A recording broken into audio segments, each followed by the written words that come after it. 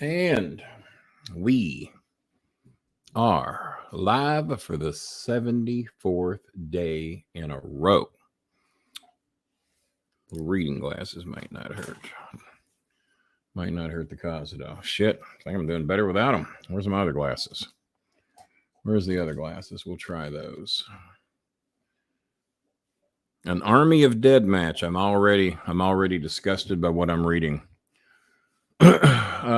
Let's see what we got in here. Who was the first one in tonight?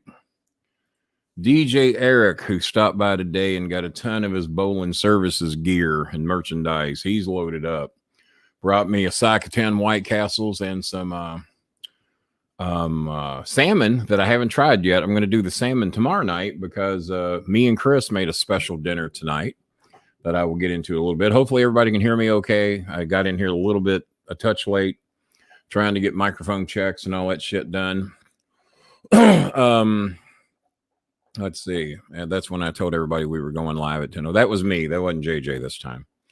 Don't see JJ in here. That's my Twitter version. I'm sorry, Twitch version. King Starmaker telling everybody we were going live. Jake, if you're in the house and watching, you're the assigned watchdog. If you would like to handle that for me, you've done a great job the last few times. 30 Diet Cokes is here. Well, that's good. That beats 30 Cokes. I mean, if you're going to do 30, Diet's the way to go. Doesn't have a badge. Could be the last time we see any of their comments going up till they get a badge. Membership has its privileges. We keep talking about that. Get a badge. $2.99 a month or $6.99 a month. I do a fucking show every fucking day. I expect you to get a fucking badge. That's as close to planes, trains, and automobiles as I can get. My old buddy Frank in here early tonight. Beat me in here, as a matter of fact. Backlash was hard to watch. Megan McCain cared. I guess it's cared. I can't help but see the name Megan and think of Megan McCain, and that's not really a good thing. But I love my Megan. Love my Megan. Good person. Tired of all the bad talk about her, and if I'd shut up, a lot of it would go away. Let's see. So I'm gonna, oh shit. Well, you guys have some opinions. I'm glad I didn't watch the goddamn thing. Frank says it's fucking horrible. Megan thought it was awesome. That's a couple of different fucking opinions. I got nothing to add. I would agree, but the Army of the Dead match. Wow. Oh, he did not like the Army of the Dead match. Chris Schmidt chimed in early before I was on the show. He says it looks like they basically just stole an episode of The Walking Dead and tried to make a match out of it. So Frank says horrible. Lindsay says pretty awesome match with Cesaro and Reigns. I could see that being pretty good. Cesaro was an OVW boy. Very nice guy. Very nice guy. Megan, that was painful. I guess I'm just going to do the entire show tonight, posting here all his comments about the main event. Stephen Edwards said it was a snore fest. All right.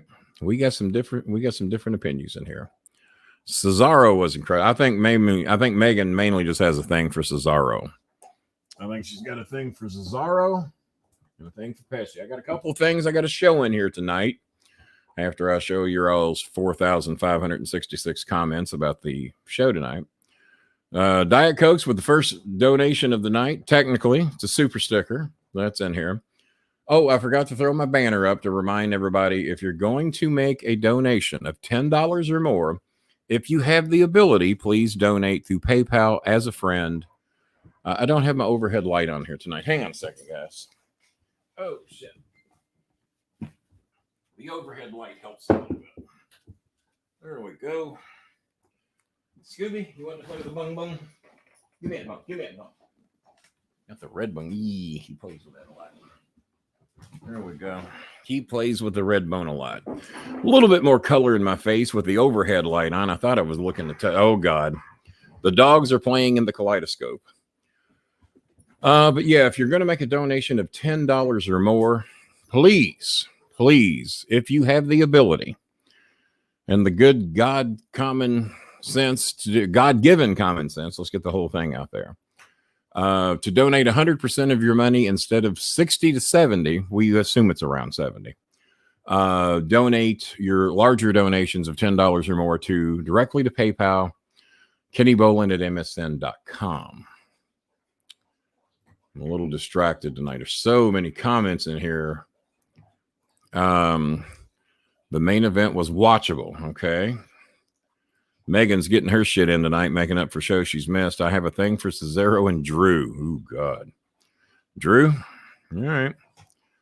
Explains why Megan has nothing for me whatsoever. I am not her thing. If Cesaro and Drew are her thing, 61-year-old fat guys with a nice head of hair and a good-looking logo are not her thing. I think, yeah, that's a good-looking logo. I like that logo. I like the revamped. I'm going to get into what we're raising money for tonight. We're actually lowering the bar again tonight.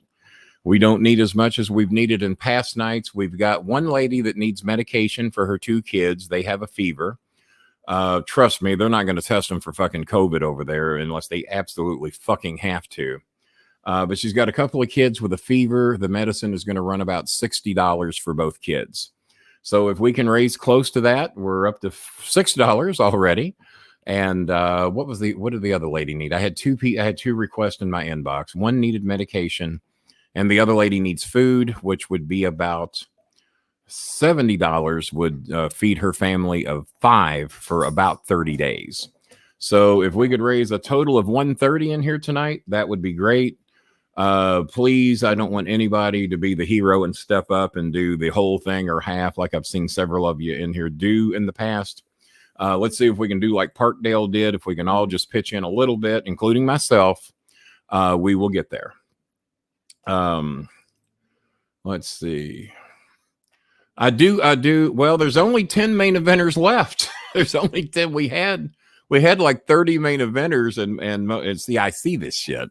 Most of you have downsized. I'll still give it. I'll still do the fucking, you motherfucker. God damn you. Hit me with that fucking big ass rope. You bitch. You're bad.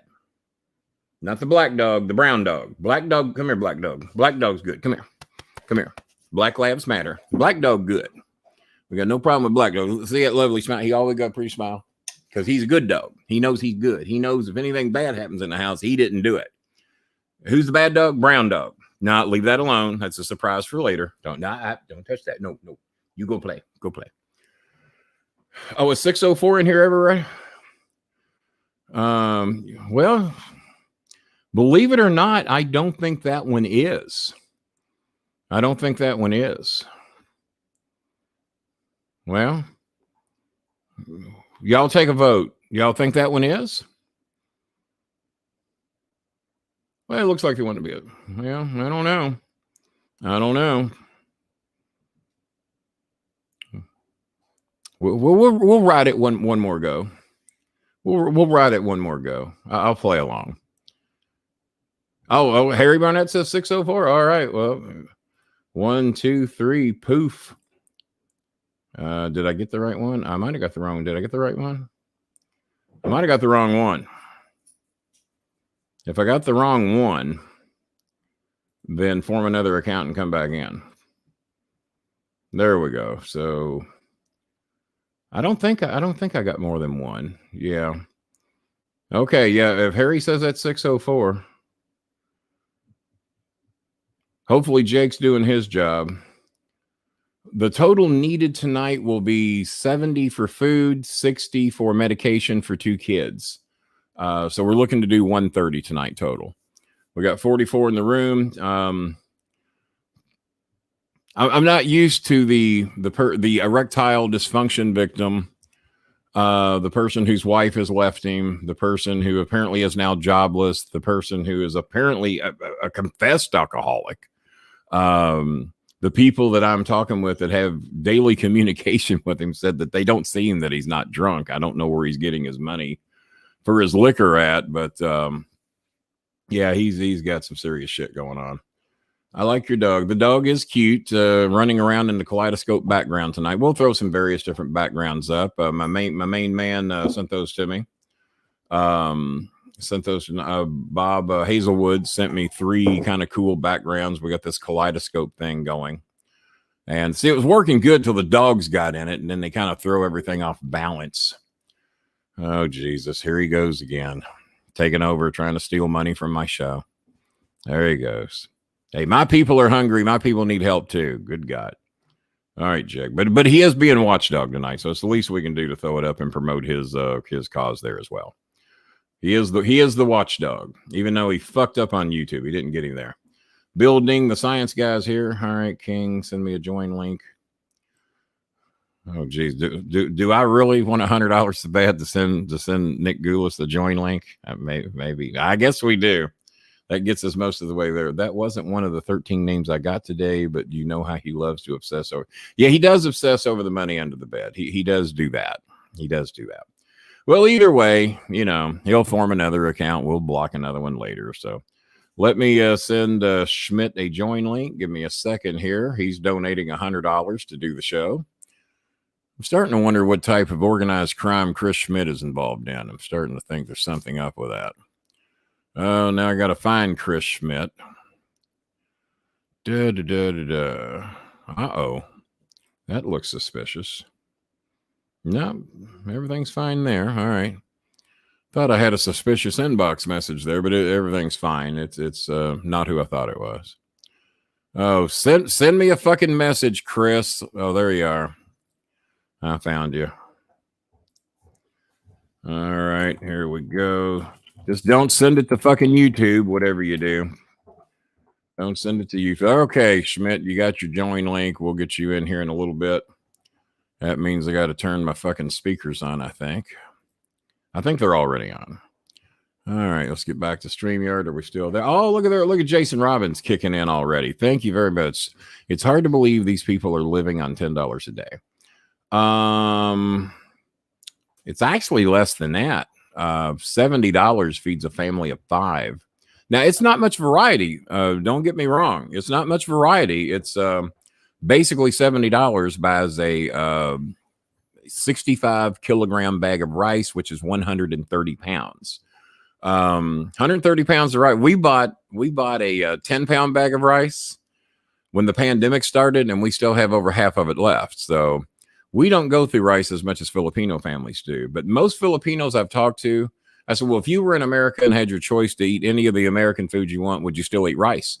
Oh, absolutely. 3 times a day. I said, really? If you had an option to eat something other than rice that you eat 3 times a day, most every day, you would still want your rice. And almost to a hand, Mr. King read my message in your box. Let me do my show and I'll see what I can do about that. I got to do my show first and then I'll check my inboxes.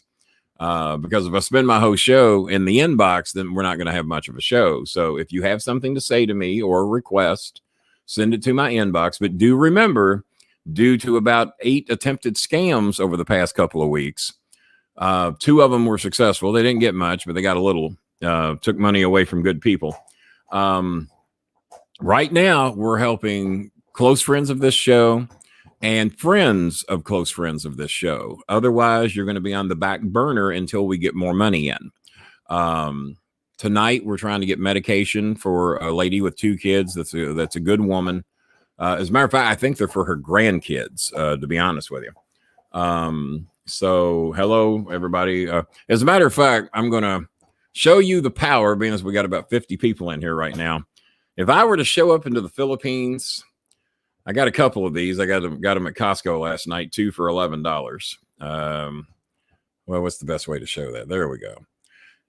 You could stand Manny Pacquiao on one corner with 2 $100 bills, American money. You could put me on the other corner with 2 of these, and guess who's going to get the most women? Maybe even a few men. I don't know. You put me with 2 of these big bad boys on one corner, Manny Pacquiao with 2 $100 bills. They might not know what those $100 bills are. A lot of Filipinos never seen a $100 bill, not in American money, but they know what this is. And this is power. This is, if I was to show up with, say, 6 cases, 6 times 12, 6 times 24, however many comes in, I'd be the most powerful man in the Philippines. I could get anything I want. I could walk into Do 30's office and say, hey, Do 30, quit killing fucking people that use drugs. Why don't we get them some rehabilitation? Why don't you start vaccinating some people? Why is only 1% of your population here fucking vaccinated? What the fuck? Going into my inner cornet there. This is power in the Philippines. And I guarantee any of the Filipinos that are watching right now say, oh, yeah, fuck Manny Pacquiao and his two $100 bills, because I don't even know what those are. But this is the international flavor of love in the Philippines. They love their Nutella. This is also pretty powerful in Brazil. Maya saw this. We took a picture of it at Costco. Maya told me to send that to her. I said, I got about 15 Filipinos ahead of you, but we'll see what we can do. Nutella. I was going to show both of them. Thank you very much, Jamie S. I appreciate it. Chris Schmidt does have his join link. We're just waiting on him to get here. He will apparently be joining us pretty soon. I knew you would like it. I knew that. I knew you would love the Nutella. Let me hear from the Filipinos in here. I bet you Neljoy Namar, my favorite rapper. Scooby, what are you doing? Back away.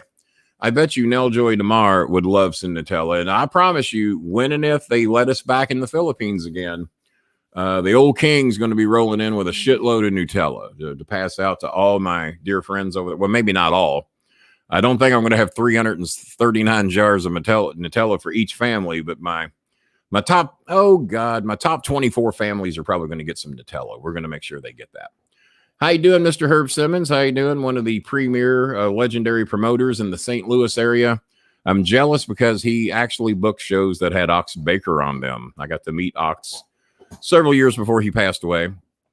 Pardon Scooby in the background with his bone. This new format that I'm using to broadcast the video, which allows me to do the kaleidoscopes and all that shit. Let me throw up a different one. Let me see what I got here. He sent me 3. This one I kind of liked. Let's throw this one up. Neon lines, multicolored. We'll do that.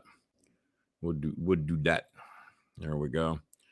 And did we get Nick Goulas, the dean of promotion? Good Lord, look at here. We got Matt Godwin in here with $10 right off the bat. So we got 10 from Matt. We got 10 from Jamie. Thank you very much. They didn't even ask anything. Didn't even ask any questions. We got 10 from Jason Robbins. It's hard to believe. Well, it's not hard for me to believe because I've been helping people over there for the better part of 7 or 8 years now. About 8 years now. And it's always been amazing how far the dollar goes there. I think, and we got Parkdale with his donation. I owe him $3, but we always love it when Parkdale donates. Parkdale's one of the consistent donors of the show. Will Pantier. I just saw Will Pantier.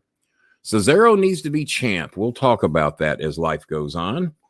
Jennifer Benitez, the mango one. We finally got her squared away. She's getting her. I think she gets her swab test today. And if she comes back negative within a few days, I think maybe Wednesday, she gets to fly home and be with the kids for the first time in 3 months, courtesy of everybody in here. We all made it happen. It was not me by myself. You guys have helped me tremendously with Mango. And thank you again, Jason Robbins, for your donation. Mango's in here watching. Thanks again to Jamie S. Jamie, if you got a question or anything you'd like to ask, feel free to do so. Who else we got? Looks like Jason Robbins. I figured I can help a little. My wife just spent $100 on a dog. Oh, no, 1,000. I thought I read 100. You're as bad as Patrick, my friend in Louisiana, who just spent $900 for a dog, paid $100 deposit, drove to fucking San Antonio, Texas from somewhere in fucking Mississippi to go get this dog, little yappy dog, and then named it some weird name that the dog ain't got a chance. The dog's never going to live with it. It's like being named Bryce. I mean, if your name's Bryce, you ain't got a fucking chance in hell.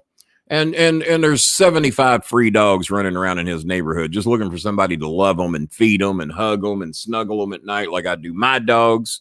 I did pay $50 for Scooby because we reimbursed the people for the vaccination shots. Tucow, the world's most famous dog. Come here, Tucow. You're the world's most famous dog. Come here. Come on up. Come on up. World's most famous dog. World's happiest dog, without a doubt. He's always got a big smile on his face. Except for when the green screen fucks with him. Come here. And I get a big kiss today because you've been a good dog. You're the only good dog I got. I hope you know that. The other one, he's pretty bad. He's outgrowing the house. I think we're going to have to get rid of him. We're going to have to give him away. Maybe to Megan, maybe to Chris Schmidt, maybe somebody like that. I guess speaking of Nick Goulas, let's go ahead and get Goulas in here, I guess. I kept waiting on him. Or he's here. He's late as shit. Get in. Speak so I can see if I got you wired up right. Hello. All right. I might need to give you a little bit Hello. more volume. Let me, I hear you. Let me give you a little bit more volume. Some things are a little lower than others. It's like check, check, check. God damn it. Where's my bar at? It took away my bar. Okay. I got to go to open volume mixer. Hang on. All right. Let's see what this does, device. Let's see if this jacks you up a little. Speak again. Yes. Hello. One more time. Check, check, check, check.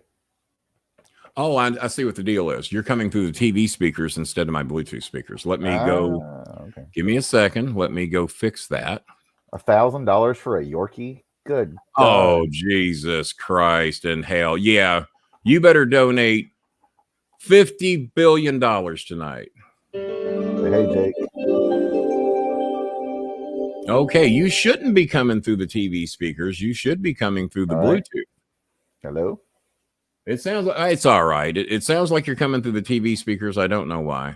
Interesting. That Yeah, is. you have good speakers. I mean, shit. Yeah. I've got these creative Bluetooth that I just hooked up, but the speakers in the TV are not bad. I'm just trying to figure out why it's coming through there. Well, let me see if it's a setting on the television. Open But don't sound. forget to get Jake a badge, Harry, because he's the sheriff of Twitch now, evidently. Is he the sheriff? Yeah, he is. He's got to get a badge. There's no doubt about that. He's got to get one. Okay, input device. Test your microphone. All right, I'm checking things. Just hang with me, guys. Choose your output device. Okay. Yeah, you're coming through the TV speakers, even though I've got it set on the creative Bluetooth. Okay. Echo. What's the temperature? Right now, it's 67 degrees Fahrenheit. Hope we've had a good weekend. All right. Yeah, it's a very nice day out there today. Very nice. It's gonna be in the 80s tomorrow, I think. Is it the 80s tomorrow? I do not know what I've done wrong, but you sound just fine coming through the TV speaker, so we'll keep it at that. All right. What is DW? I don't know. Tell me. I don't know. Oh, dealt with, maybe. Oh, I got him dealt with. Oh, Harry. Okay. All right. Oh, don't worry. Don't worry. I'm sorry. Okay. I got him. Don't worry. Okay. All right. As far as a badge for Jake. Yeah. Oh, yeah. He's got him taken care of. All right. Let me get a drink here. What do you think of the whatever that is? Hazelwood sent that to me today. Sent me 3 free weird backgrounds. Just, it's like a bad acid trip. It does look like that. Hang on. That is so funny though. When you put your drink down, it just poof disappears. It just disappears. No, it just goes away. It just goes away. It's like when Cal walked over earlier. It was like, oh, you see Cal, and then just poof. Yeah, he's there for a second, and then he's not. You know what we're gonna do? We're gonna go back in front of the. You should put the Star Trek one up. The Star Trek one? Yeah, that one was pretty cool. All right. Well, there's the house again. For those of you that want to know where I live, God, I can't believe I'm doing this. The Cincinnati Reds banner is so that Walmart delivery, Amazon delivery, UPS, the postmaster, FedEx, everybody can find my fucking porch, because otherwise they leave it on. Scooby, get out of the trees. Get out of the goddamn tree, Scooby. Oh, there he is. There he is. Why was you up in that tree? That's bad. Scooby. Dogs should not play in trees. You're the only dog in town that plays in the trees. Scooby. And I ask you not to do that. Big Scooby. Scooby? You want a treat? Scooby? You want a treat? Scooby always wants a treat.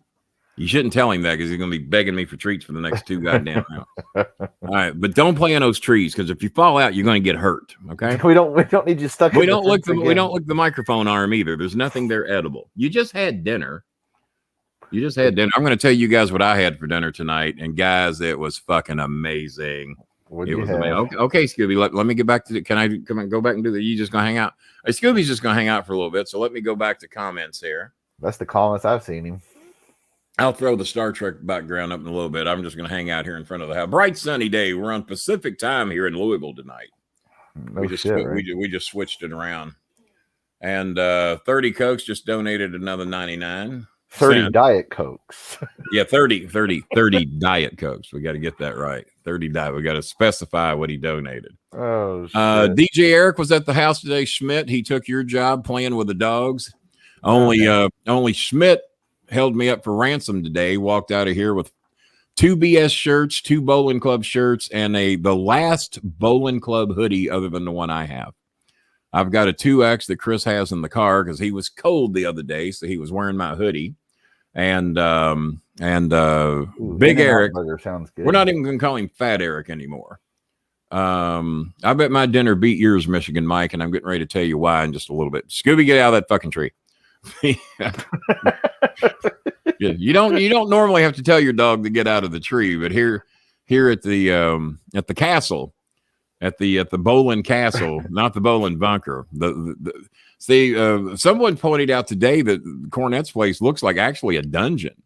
A lot of horrible and evil, nasty things goes on in there, and we have S&M dungeon. We have testimony that it very well could be an S&M dungeon.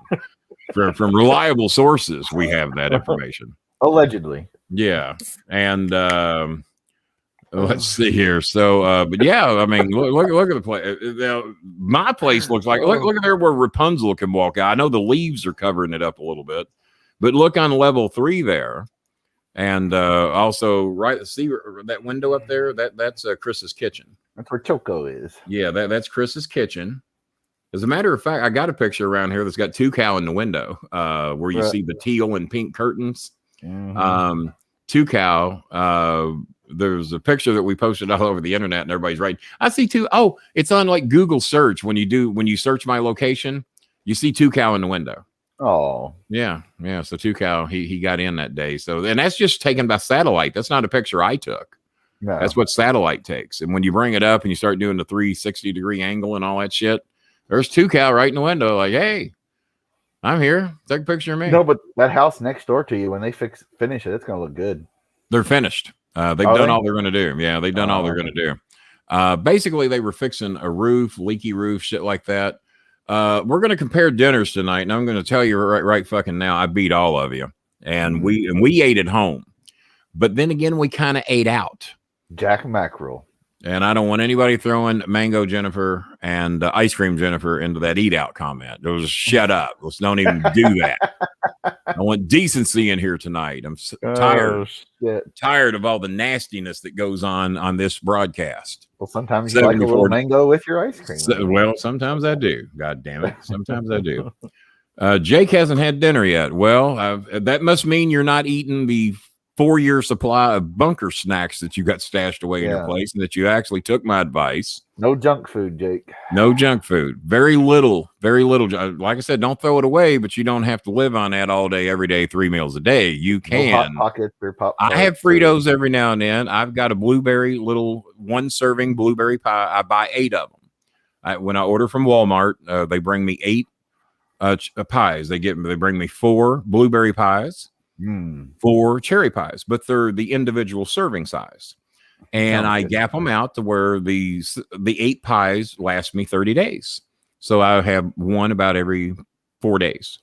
So every 4 days I get to reward myself with one of those pies. And let's see, bring me on camera, King. I can show you the Rubbermaid that got me the other day. To put all my snacks in. They bought him a container to put all of his junk food. Did they? Well, we'll have to do that either tomorrow or the next day, because we're really focusing on raising money for these families. Chris Schmidt has already been a big help. We're very close to the minimal goal already. I was gonna say you're at like 120. Cokes has donated. Let's do the math here. You're good for 100 again.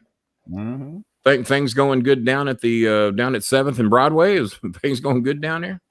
Yep. Pimping ain't easy. Let's see. Ice cream's doing good. Let's see here. So we got $5 from Jason. Do the math here as we go. 5 from Jason. 10 from Matt Godwin. Thank you very much, Matt. Thank you, Jason. I think we got another Jason. Jamie, not Jason. Jamie. We got 10 from Jamie. Thank you very much.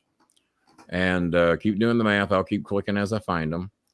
Jason again with $10. He said his wife spent. Is that the one whose wife spent $1,000 on a dog? Maybe. If Gabrielle Bolin from 1986 had spent $1,000 on a dog, I'd be in prison. If I couldn't have took that dog back and got a full cash refund plus reimbursement for my gas to go wherever she bought that dog at, I'd be in a federal penitentiary right now if my wife spent $1,000 on a dog. So I'm telling you right now, she consulted him on this and he agreed with it. Now that I got his $10, he went along with this.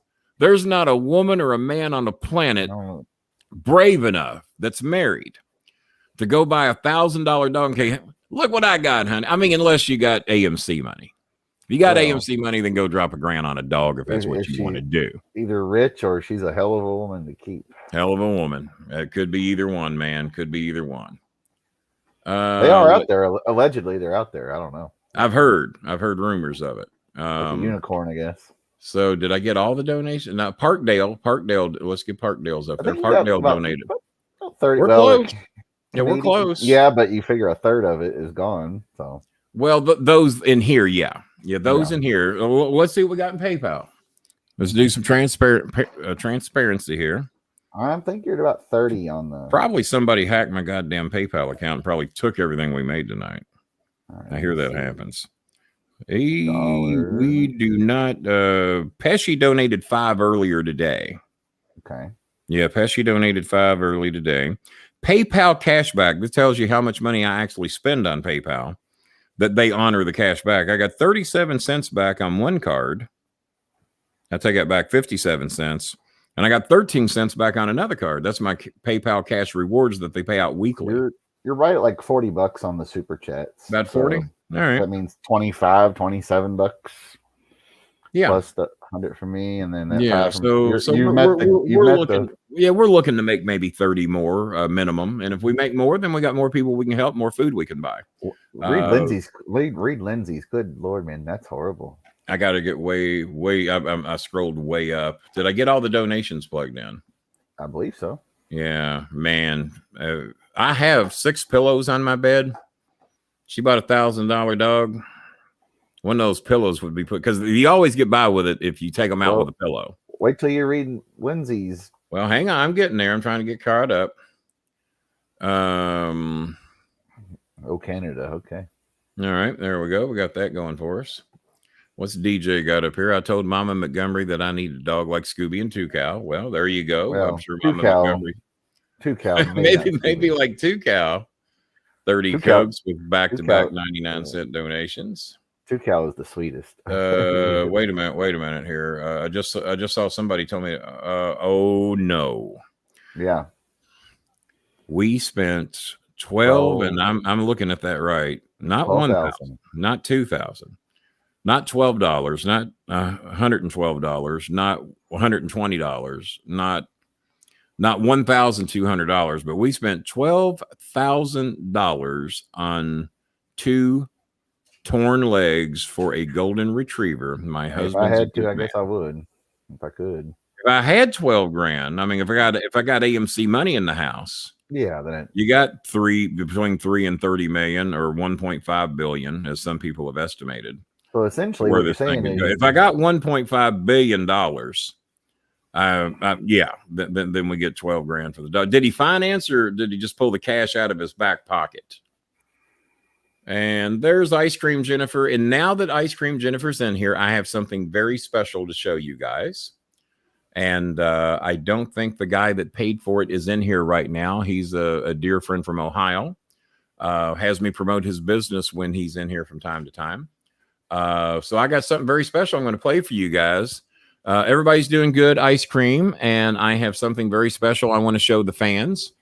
You're not going to understand it, but I will go to my phone and I will translate. So let me bring up the message. And DJ Eric, by the way, just sent a donation. So we're getting closer. We're getting closer. DJ Eric just sent in $15. Right, but let's not pat DJ Eric on the back yet. That's half of his payment for his hoodie. so don't make him a hero yet. Okay. He's paying half, but now he was a big help to me today. I even knocked $5 off his hoodie because he took down 1, 2, 3, 4. He took down 4 bags of trash for me down to the dumpster that's out behind my home because the prince has been gone for like 2 weeks. So Erica took care of that for me. And not to get the prince off the hook, 3 of those bags were under the stairway behind my apartment here, because Prince didn't take them down and told me he did. So you got that going for you. So DJ's work was a little bit more. Scooby, knock off the crying. I just let you out, you little bitch. You've been out there. You might have to take over in a little bit so I can let him out here in a minute. But we got something special we want to play. There are the dogs fucking up the green screen. Get out of the yard. Goddamn yard. 12,000. Well, yeah. And here's Evie. I feel you, Lindsay. My Boston tour is knee. Oh my God, $7,000. I got one to top that. Jimmy Cornette in 1992 moved into his new house in Knoxville. And he'd already had to spend like $15,000 putting in a new septic tank because the house that he bought had a bad septic tank. So he already had to drop his like 15 or 20 grand on a septic tank. He followed that up. Listen to this shit. I mean, I love animals and everything, but sometimes we have to draw a line. Jimmy paid $2,000, give or take, pending who you believe, him or people in the house that lived with him at the time. He paid over $2,000 for a surgery on a pet rat that he paid $2.99 for. What? Mm-hmm. A rat. He loved that rat. He loved it. I've had 2 rats in my days. Makes sense. He married. It makes sense that he married one then. Well, you know, and I bet he wouldn't spend $2,000 to save her. That's the thing. Probably. I mean, not. just if I was guessing, that Depends on how well insured she is. Yeah. Well, how well insured she is. That's probably got, and she's heavily insured. I do know that for a fact. Yeah. Yeah, Sean, ring rat. Yeah, Sean. The $2,000. $2,000 to save a rat that lived about another 6 weeks after he dropped that $2,000. So, way to go, rat! Rat. You would never think Rat would have given Jimmy $1,000 just to let him die. Well, with inflation and interest, the rat probably costs more than the gate. JC is fond of rats. There's no doubt about that. There's no doubt about it. What costs more, the rat or the gate? Probably the rat. Oh no, there was the gate. It was the gate. The gate's $30,000. Why would you spend $30,000 on a gate that? Because he didn't want people to turn around in his driveway. That's it. He originally said it was $20,000, but then he had to add a bunch of shit because he didn't want to open the gate with his phone. He doesn't have a smartphone. So he wanted a wire run from the gate way down on the front of his property, up a hill, through the driveway, into the garage, to his door, to where he could flip a switch to open the gate. And then that worked for apparently about 2 weeks. But every time we've driven by there, and we're over there all the time, the gate's always open. So people can turn around in his drive. So I'm assuming it don't work. You think he would go ahead and drop another $10,000 and get that gate fixed? Would be my guess. Spend $40,000 on the gate. Hey, he's making so much money off collectibles. I guess that's he did away with the merch store because they were doing too much business. Too much business. Doing too much business. Had to do away with the merch store. That's what we're gonna do. The minute we start getting too much merch, we're doing too much. We're shutting that fucker down. We're not gonna bother ourselves with that shit. Yeah. Well, Timmy Lee in the house. I'll never do Cameo. Yeah, right. And then he's like, well, I'll never do Cameo. I'll never do Cameo. 2 weeks later, he was doing Cameo and then bragging about how much he was making. Well, yeah. And didn't donate a fucking nickel of it to charity. So, yeah, way to go. No, that's only for the crusade one time. Only, well, and good luck proving that one, to be honest with you. I remember what he donated off Russo's EPO order. He sold them for 10, charged them shipping and handling to send it to him, and then donated apparently $4, maybe $5 out of every order, and still pocketed half the fucking money off a fucking EPO that Russo could have put him in prison for. Okay, now when he was running OVW or whatever, and they would, like, you've been on one of those videos where they present the check to the fire department or whatever. Yeah. I know that's not the real deal, but whatever. Actually, that was the real deal because that's the money the fans. It wasn't none of Jimmy's money. Oh, okay. Maybe a little bit, but no, that's what the fans. They passed the hat. They passed the hat for 8 or 10 weeks. Yeah. It is illegal, and we knew that. And we gave Russo the option to have him locked up, and he said, "No, I don't want to do that." I said, "I would." I said, he's basically throwing his shit right in your face and the judge's face, like big fucking deal. But now Jimmy sold him. I don't know what the statute of limitations is on it, but Jimmy sold the fact. Let's put it this way. If Chris or I decide to take out an EPO over the letter that he wrote, a friend of ours that is in this show, thinking that we would never see it, if we take out an EPO, I dare that motherfucker to sell copies of mine because I'll tell you where he'll be the next day. I dare that motherfucker to sell ours if we decide to do it. I'm all for it, to be honest with you. Lay the groundwork. You never know. He might learn how to parallel park and come over here and want to shoot me one day. I've never even had to parallel park there. Fuck. You've never had to parallel park here? No, I don't think so. Well, I saw you pull up the other day. So I didn't even know that was your car. I don't think I'd ever seen it. Yeah. No, I'm not stacked up on gas because we don't have a problem here in Kentucky. We're just taking advantage of stupid people and jacking up the prices. Fucking morons. We filled all our cars up as preventive maintenance, but shit, mine was damn near full anyway. And Chris filled up both of his mother's cars because in Southern Kentucky, they were selling gas for $8.49 a gallon. The highest I saw it get here was $3.15, $3.20. Yeah. And I saw it for under $3 a gallon today. So no, we're not worried about that. I do park on the lawn, Bob. This is Kentucky after all. How the fuck is England out of gas? The pipeline doesn't run to England, I'm pretty fucking sure. How the fuck are you all out of gas? Or do you get all your gas from America? Well, that's 30 Diet Cokes. That's not England. Yeah, that we know of. What's that? That's not for sure England. We don't know where 30 Diet Well, he's in the ballpark. He's in the ballpark. Why? You see, yeah, but Schmidt parks on the lawn. No, he don't. That is not an option to park on my yard. No. I don't give a fuck what you drive. It's a hill. You will not be parking on my. Well, I guess if you came around the back way and if your vehicle's small enough that it could squeeze through the two buildings. All right. If you drive one of those roller skates, I guess it's possible. If you drive Jesus Christ. Jesus. Look who's in here. This fucking asshole from San Diego. The king of no donations. The king of no donations. I blocked him once because he promised me donations for God knows how long. I figured so I blocked him. About 6 weeks later, he cracked. He says, he wrote if King unblocks me, I'll donate. That's the last donation I ever saw. I told you I was going to bury your ass if you came in here, Karen. I figured he would be on. I'm going to start calling him Karen McDonald because when I use speech to text, it always spells Karen McDonald. Well, yeah. So just change your name. And he ain't even got a badge. He claims he's the worst. Let's throw him back up here.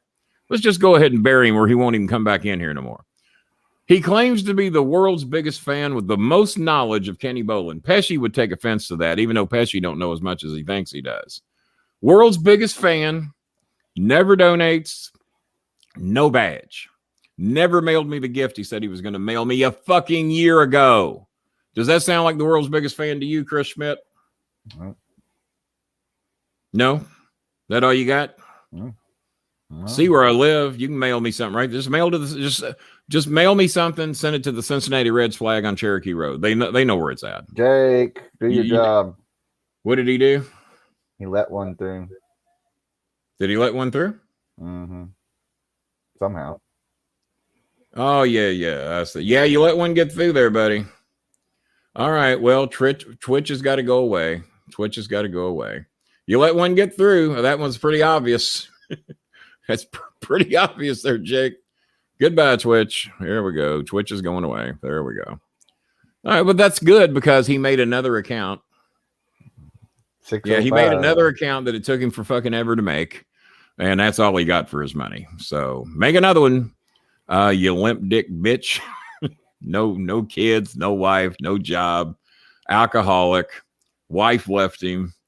Stays up all hours of the night, sucking down suds. That I hear his mother buys him his alcohol. Is what I've heard.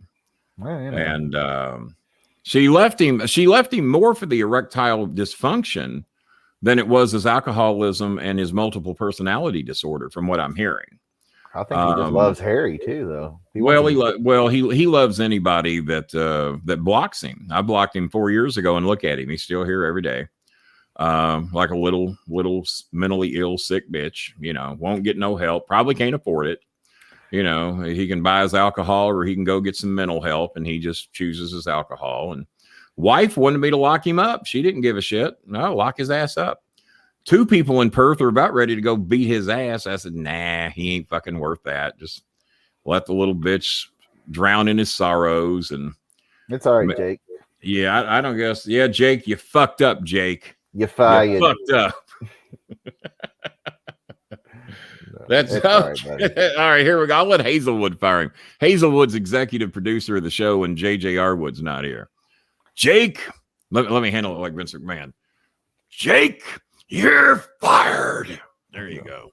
Your services are no longer needed. Just like Vince McMahon would do it. Best of future endeavors. He says he's sorry. Should we rehire him after the show? Maybe. Yeah. But on the good thing, we know how hard it is to make those damn things. And that stupid fuck, the limp dick wonder of the world. She said even the blue pill wouldn't help him. He bought the blue pill. Well, she bought the blue pills for him. He's not allowed to have it. He's not allowed to have any money. So she bought the little pills for him.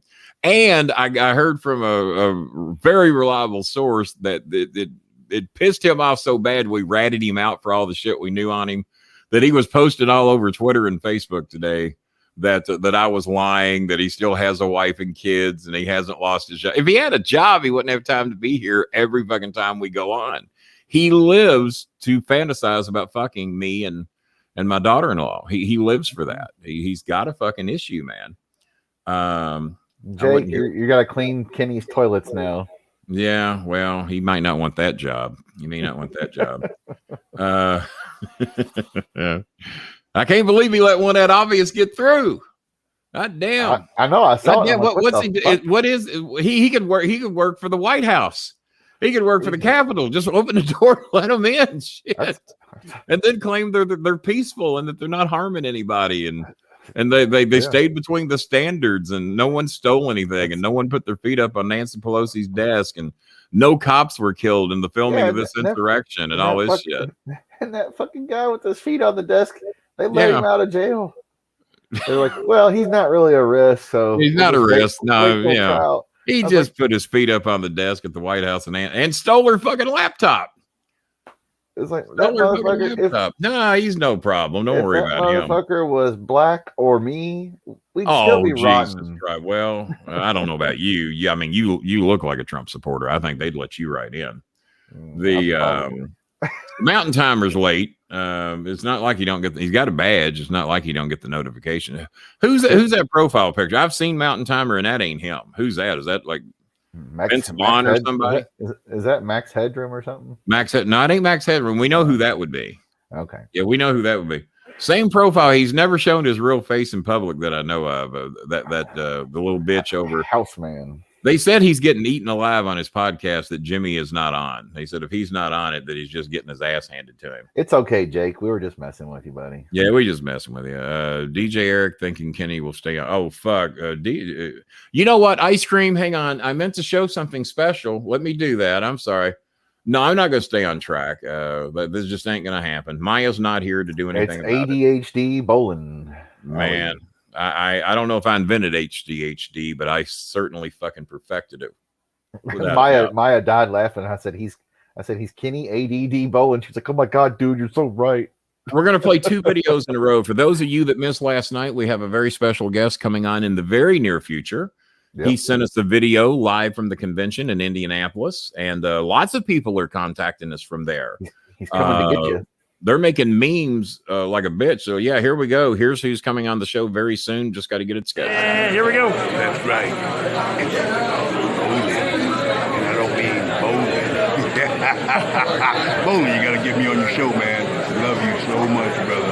I tell these guys, man, Bolin was when it all started. That's right, man. But you wouldn't let me be a part of it. What was it? Bolin massage, Bolin services. Why did you never get me into Bolin services? Well, we'll discuss that on your next show.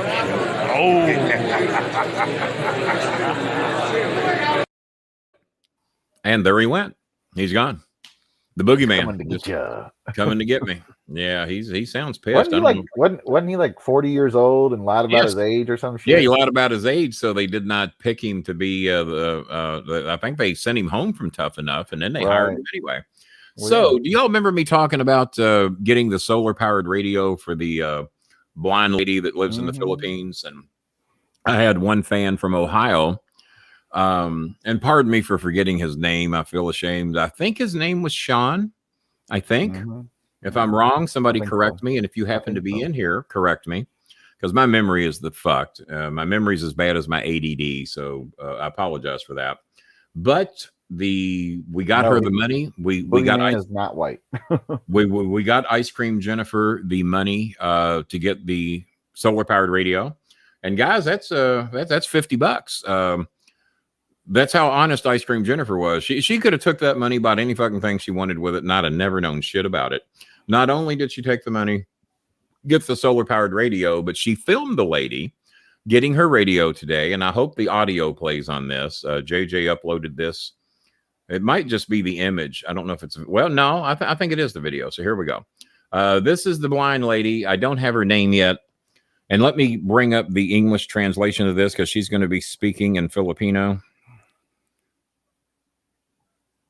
Let's see here. Give me a second. Let me find it. Oh, we got some more. We got some more PayPal. Timothy Lee, by the way, just donated $5. So let's get that up there. Thank you, Timmy Lee. Appreciate it. You think the person with the $1,000 dog would just run out somewhere, sell that dog real quick, and maybe donate half that money here and pocket half of it? That'd be good. And then we got Pesci with another $2.50 donation from Pesci. So we appreciate that. And I want to stay on top of the PayPal donations as best I can. Sean, so yeah, we're getting real close to where we were looking to get tonight. So, I got to find the English translation. Hang on here, because she's going to be speaking in Filipino, but they said it really touched her heart today to get the solar powered radio. So give me 1 second to bring her up. Lots of messages from the Philippines. Bear with me. Okay. Yes, I've got it. All right. Ice Cream Jennifer opens up. She always calls me Dear. Dear's my nickname. Hello, Dear. She can't say it in English because she said she only graduated 2nd grade in school, and in a bunch of crying faces. So I'm going to give you the English translation first. Well, no, I'll play it and then I'll give you the English translation. Ay, Sakini, daghang salamat sa imong gihatag nga solar radio. Nalipay kaayo ko kay wala kung nagdahom nga tagaan ko ani dako na at ani tabang sa amo alabi na wala mi kuryente. God bless you. The English translation is, hello, Sir Kenny. Thank you very much for the solar radio. I felt so much happiness because I was surprised. It's big help for us, especially we don't have electricity. Yeah, those radios are nice too. God bless you. So that was good. That's a good day. I mean, other than all the money that I scam, at least I did something good. That was Sean Mowers, I believe. Sean Mowers. Yeah, I knew it. I was pretty sure it was a Sean, but I got a few Seans that watched the show. Did they post in here, or did you just happen to remember his name? He was in here. He posted in here. Oh, is he in here? Yeah, I don't see him. He mentioned maybe a crank radio would be better when it's not always sunny. Well, yeah, that's true when they have their monsoon season for about 3 months. The sun doesn't. Yeah. Well, I mean, even solar power will still work even when the sun it'll still work out. even on a cloudy day. Yeah, even in the I've had solar shit here before, and even on a cloudy day, it works just fine. Where did he post? Because there's like 1,000 comments I'm not seeing. It was up there above where Hazelwood said no. All right. Well, there's Lemonhead. Lemonhead wrote me. By the way, Lemonhead wrote me. Who won the election? Foghorn Leghorn, Daffy Foghorn Leghorn in a fucking landslide. Who do you think? Yeah, 30 Coke Zeros in here. Sure. Fuck. I can't believe you remember that. Yeah, Foghorn won that in a landslide. It wasn't even close. Oh, it wasn't Sean Mowers. I thought it was Sean. It wasn't? No. Well, you said it was. Well, I thought that's what he was implying. Well, I guess I'm sorry. I thought it was you, Sean. It wasn't me. I'm just saying a crime. Oh, okay. Must have been another Sean. And the only thing he wanted for it was me to promote his business in Ohio. If memory serves, but he was in Ohio. I do remember that. I thought his name was Sean. So if we happen to see him in here, I mean, I guess I could look it up, but I'd have to go back a little ways. Right. But he sent $50 immediately the minute he saw the post on Facebook. No, we're not ready for baseball scores. Diet Coke. Was it Yard Card? Did you just fucking call me dude? You know better. Must be Maya. If anybody, no. You got a badge though, and I see the picture. So he's fucking with he's got 30 Coke Zeros. He's fucking with Hazel. Yeah, he's fucking with me. He's fucking. If he'd changed his profile picture, he'd have had me. Well, he knows better too. No, he was the dude. So 30 Coke says it's definitely. It was yard card. Okay, yeah. Yard card. Oh, he's okay. Wasn't me, King. Wasn't Sean Wise, and it wasn't Sean Mowers. So, oh yeah, what'd you have for dinner? Speak on your dinner. You totally got sidetracked. Yeah, dinner well, I was got the best. sidetracked in a lot of shit. I had Mexican food and margaritas. It was wonderful. I had Mexican food yesterday, and I watched people drink margaritas, but I don't particularly care for margaritas. They were bringing them out in a tube that was higher than what I'm showing you now. Oh yeah, a big tube, multicolored, and they were just pouring them out. And they went through 3 of those while we sat there and had dinner. But yeah, the Mexican food was amazing yesterday. I still got half of it in my refrigerator, but I have had this idea for a long time, and that's one thing we've talked about. Don't fucking call me brother, especially if you ain't in the goddamn business, especially if you weren't at some fucking decent level in the business.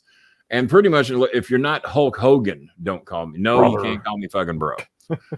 Especially if you're not fucking Hulk Hogan. Don't call Hogan gets a pass. Yeah. What's up, brother? You know, he gets a pass. Everyone else, quit acting like you're fucking Hulk Hogan. None of your everybody brother. None of your fucking he calls everybody brother. So you're not Hulk Hogan. Just don't call him brother. Okay. So what did you have? You can call me Ray. You can call me Ray. And by the way, I can't believe I'm going to do this. Uh-oh. This little bitch right here with the phony profile picture. I got no idea who that is. I've seen who he is. That's not him. Nah, he wrote me the sweetest letter this morning, and I should post it. I got it saved. The only person I sent it to was the Prince, and actually I sent it to Bob Hazelwood because I was actually impressed with what he wrote. He said that he was out drinking last night and missed the show. Well, that didn't shock me. I mean, what else do you expect a mountain timer to do? What else they got to do? Go out and get drunk, you know? Come home sloshed, forget head for the mountains with Bush beer for the 74th day in a row. I mean, who the fuck would even possibly think that I'd be doing a show? And but he wrote me a nice letter and said when I started crying about the animals last night, so that really touched his heart. That he's a animal lover himself. He doesn't have a gun. He doesn't hunt animals, even though he lives out in the Wild West frontier. And it was the tequila. It probably was. But no, he wrote me a very nice letter. I sent it to Chris, and I sent it to Chris, my son, and I sent it to Bob Hazelwood because I was very impressed with the very nice letter that Mountain Timer wrote me. It didn't come with a donation or anything, but he did write a letter. And so that was very nice, Mountain Timer. And Bob said that there's actually apparently some level of decency in you somewhere, which seemed to amaze everybody. Thanks, King. It's true. I believed it was true. That's why I sent it to Chris and Bob. If I thought you were bullshitting me, or if it was the alcohol talking, I wouldn't have paid any attention to it. Wake up in your neighbor's garden. Well, that can happen. Oh, and we shamed him into a donation. So there, he's on his iPhone tonight. And well, thank you, Mountain Timer. I appreciate it. He still hasn't changed his name to Mountain Timer. I mean, does anybody know who Brad Ancevic is, or Ancevic, or Anderson, or whatever that name is? I mean, he's Mountain Timer. He's Mountain Timer. Joe Pesci, he doesn't come in here as Michael Lurie. No one gives a fuck who Michael Lurie is. They want Joe Pesci. Nobody wants Michael Lurie on the show. They want Pesci. Pesci's Power Hour. Going to be part of the show. Hey, I mean, goddamn. Speaking of Pesci, did Jerry Seinfeld do any shows under his real name?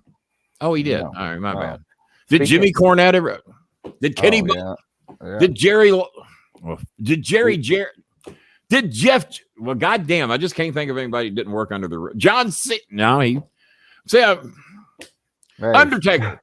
That was not his real name. He was not born the Undertaker. I knew Ultimate Warrior changed his name.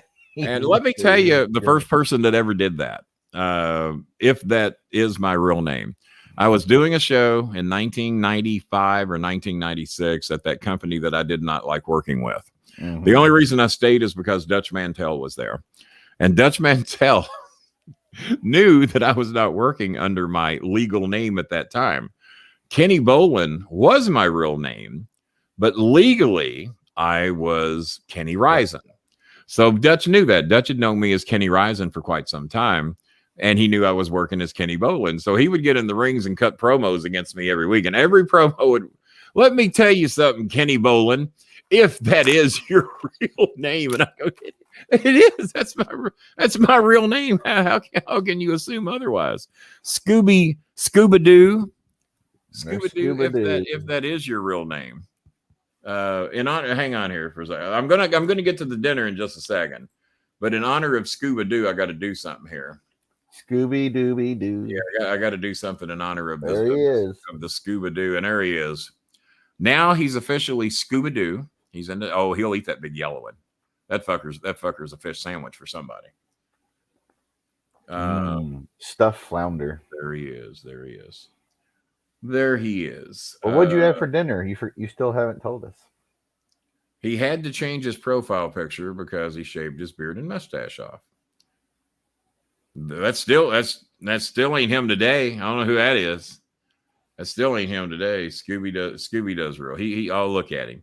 You're swimming with the fit. You're awful calm. Did you go to the snip clinic while we were doing the show? Nobody told me. Why are you so calm? Oh, look at all the blackfishes. Look at all the blackfishes. Do you want to eat the blackfishes too? You want to get some of them?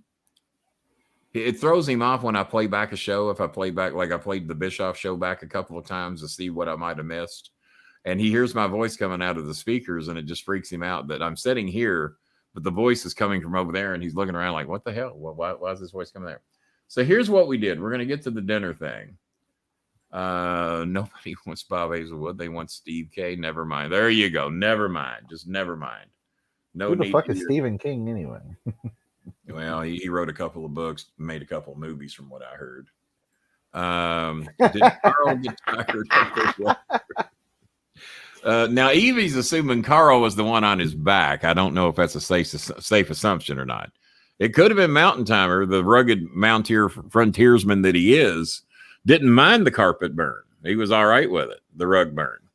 Boy, Evie's a kinky little thing, isn't she? Just assuming that rug burn was involved. The ghost of Nick Goulis's ghost. well, double ghosting. I don't know that I've seen double ghosting before. I don't know that I've seen that. So back to dinner. The ghost of Nick Goulis's ghost. I don't know about that. He didn't have enough of a soul to have that. So here's the idea that I've had for a long time, and finally we've lived out my dream, which is going to seem awful fucking cheesy for a guy who's working hard. Can he try the Veggie Bubba's burgers there? I've had those. I've got 3 packs of frozen hamburgers in my refrigerator right now. I got burnt out. Shark Tank. I got burnt out on frozen. Okay, Scooby, thank you for the visit. You're sweet. You're a good dog. Tired of all the bad talk. Away. I'd shut up. A lot of it would go away. Just swim over there somewhere. Doggy paddle. Doggy paddle. He's looking at me like, you're an idiot. Kenny, don't disown me for my current display pick. It's a kaleidoscope. Why would I disown him for a kaleidoscope? I don't know. I just bought some Angus burgers for my kids today. Why would you waste Angus burgers on your kids? Your kids get the shittiest 54% ground beef burgers that you can find. 73 is normally the subpar standard. 80% is lean. And I think you get up around Angus. That's what, about 90% lean for Angus?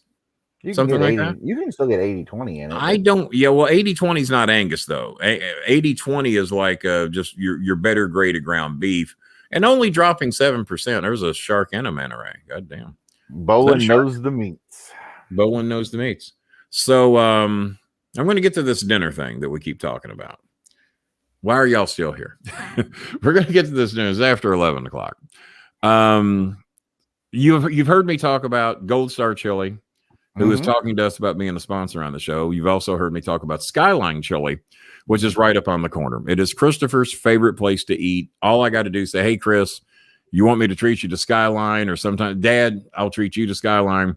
And it's a guaranteed dinner or lunch or whatever we're doing. He loves fucking Skyline Chili.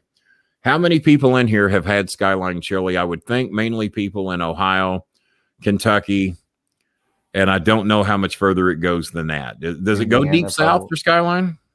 I don't believe so. We're probably just talking to Ohio, Kentucky, maybe Southern Indiana, maybe West Virginia. DJ Eric's had it. Okay, for those of you familiar with Skyline Chili, I want you to tell me what your favorite thing is about their chili dogs. Tell me what your favorite thing is. The cheese coney, I think they call it. And then I'm going to Skyline was in Naples. Yeah, was. They had them. Yeah, they had them. Yeah, that's not good. That's not good. 30 Diet Coke Skyline is garbage. I always thought so. Like 30 Coke Zeros right here, folks. But, I got to go get another one in a minute, by the way. But I do like this is the one I had for dinner that I was finishing off. I like the DJ likes Skyline the cheese. chili What do you dog. like? What do you like? At least I got 2 or 3 of you in here. I like the Skyline chili dogs, regardless, cheese, onions, fuck, whatever. Yeah, Man. you want yours loaded up with everything, right? Right. That's me. That's me. Skyline chili was watery. Yeah, but there's a flavor to it that no other chili has. It's not the thick chili that you'll get in some places like Steak and Shake. Steak and Shake has a very thick chili base. When I make my chili, which is very popular, a very thick chili base. Skyline is not what I would make, but the overall combination of things, due to the extreme freshness of the bun, the unbelievable texture of the cheese, the chili, the onions, and whatever else you get on it, the combination is amazing. But what is your least favorite thing about the Skyline chili dog? Let me hear that. Evie says it's the cinnamon. Okay. Yeah. I think is that what it is? I haven't heard that before. All right. The least. It looks like a baseball glove over my shoulder. It looks like a baseball glove. It does. Look out, Fish.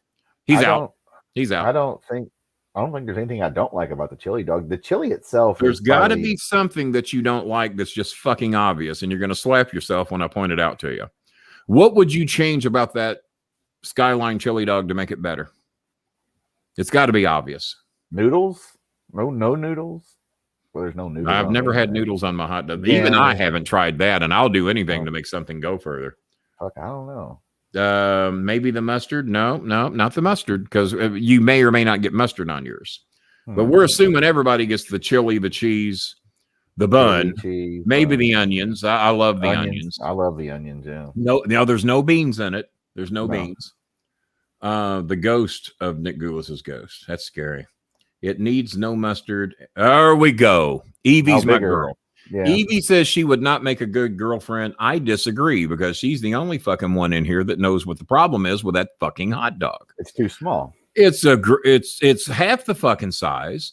And not only is it half the fucking size, it's not a fucking good hot dog. The feature is the cheese, the chili, because it is a different flavor. The cheese, the chili, the bun. That's it. That hot dog fucking sucks. So I've been saying for 15 years, one of these days I'm going to walk into Skyline Chili and I'm going to bring my own fucking hot dogs, my own fucking buns. Nathan's hot dogs are very good. I did get them at Costco, but I'm about to scoop you on Costco hot dogs. And Nathan's is a distant fucking second to what we got yesterday. So me and Chris go to Costco yesterday, do our grocery shopping. And I had some extra money to play with due to the government helping us out there a little bit. So I said, this is the week we're going to do it. We're going to make our own Skyline chili dogs, and we're going to do it with Skyline chili. So Chris goes up to buy the Skyline chili. He says, Dad, you ain't going to fucking believe this. He said, that shit's $5 a can. You can normally get a can of chili for $1.99. Skyline chili is $5 a can. I said, you got to be shitting me. Jesus. He said, I called Skyline and I asked Skyline, hey, how much is it to come up here and buy a cup of your chili? $5.29 for half the size of what's in the can. I said, well, goddamn, we're getting the canned chili for half the price. I said, it shit should be $10 a can according to them. You can buy chili at the store. Yep, get Sargento finally shredded. Well, Sargento would be good too, but Costco had a sale on some shit very similar to Sargento, which is a very good cheese. And I'm going to have to let Scooby out here in a little bit, who's at the door. Well, actually, he's over there by a shark. So we buy the chili. We get 2 cans instead of 4 because we had no idea it was going to be $5 a can. We get a fresh onion, dice it up. We get these pretzel-style sausage, Polish sausage kielbasa buns. Bigger than a standard hot dog bun, which we originally had in the cart. Then Chris finds these bigger pretzel style badass. As a matter of fact, they're called Rosens. They're called S Rosens at Costco, and you get like 18 buns in a pack. And we buy the Costco brand quarter pound hot dog, all beef hot dog. Costco is famous for it. The people who used to supply Costco's hot dogs tried to jack them up the price. They said, no, the price stays where it is. They said, no, we're raising the price. Good. So they got the recipe for those hot dogs and they opened their own fucking place. Costco makes their own fucking hot dogs based on the hot dogs they used to sell. And they keep them at $8.99 for like 15 hot dogs, quarter-pound fucking hot dogs. And with me having the weight loss surgery, it's a struggle to eat one, but I was bound determined to fucking do it.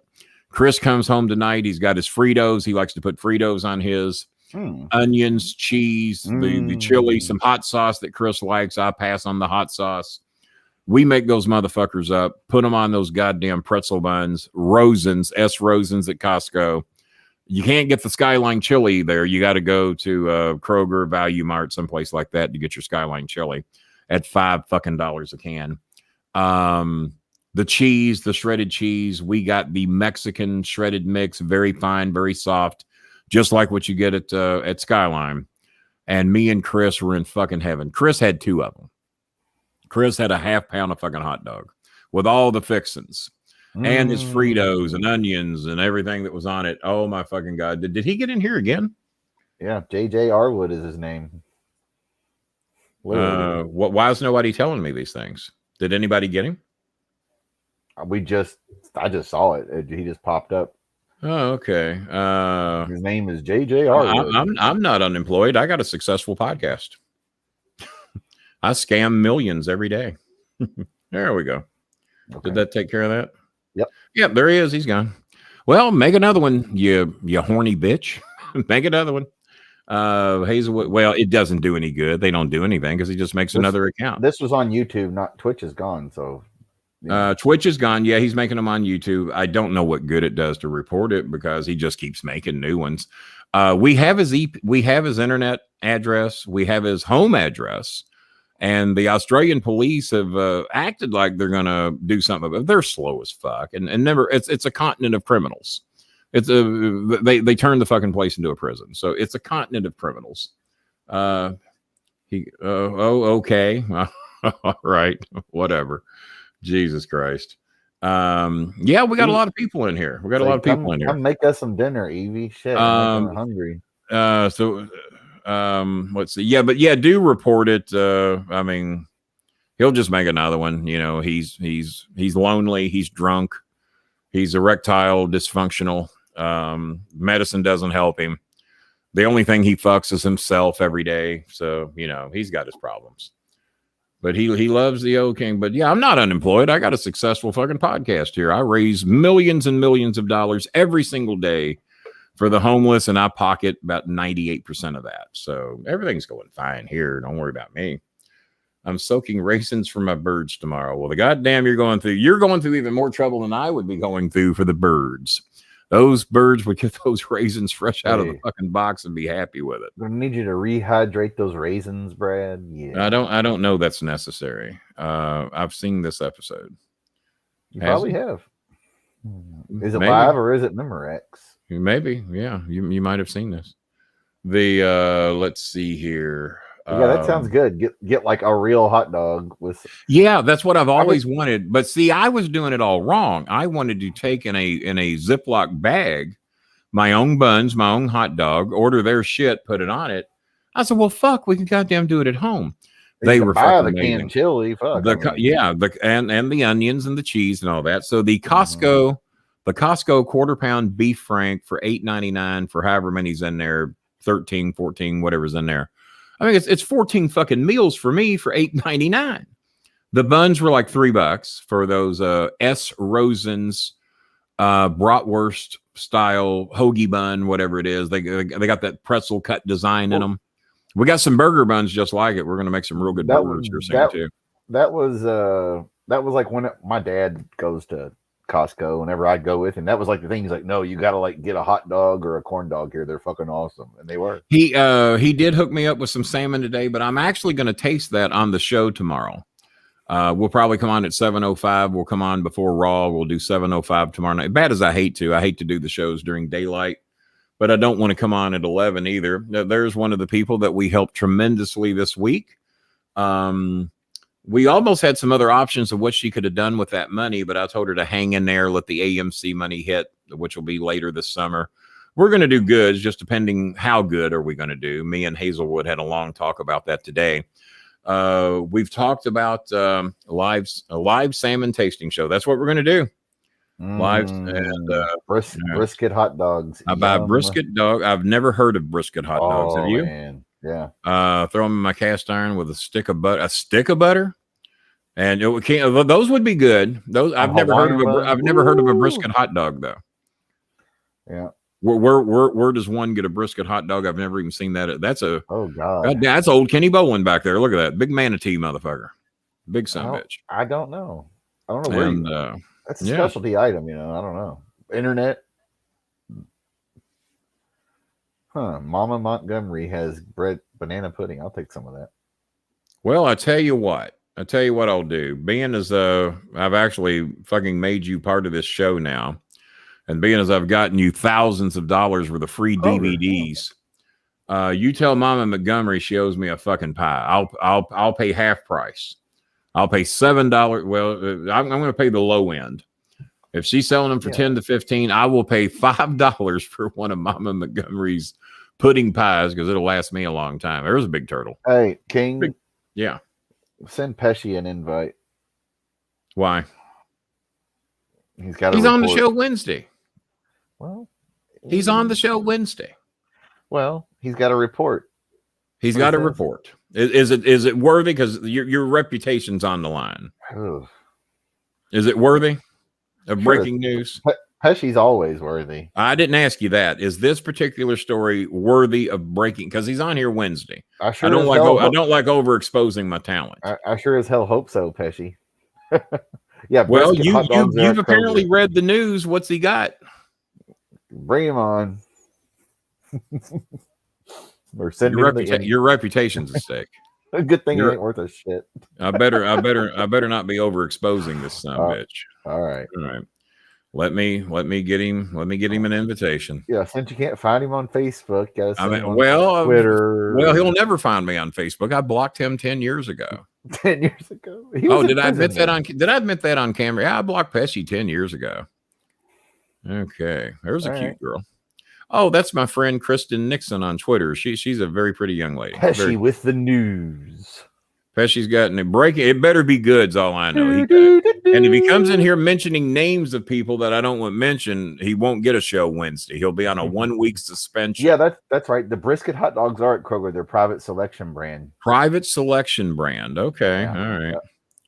Hang on here. I got to retweet a couple of things promoting the show. And their uncured all beef hot dogs, private selection, are really good too.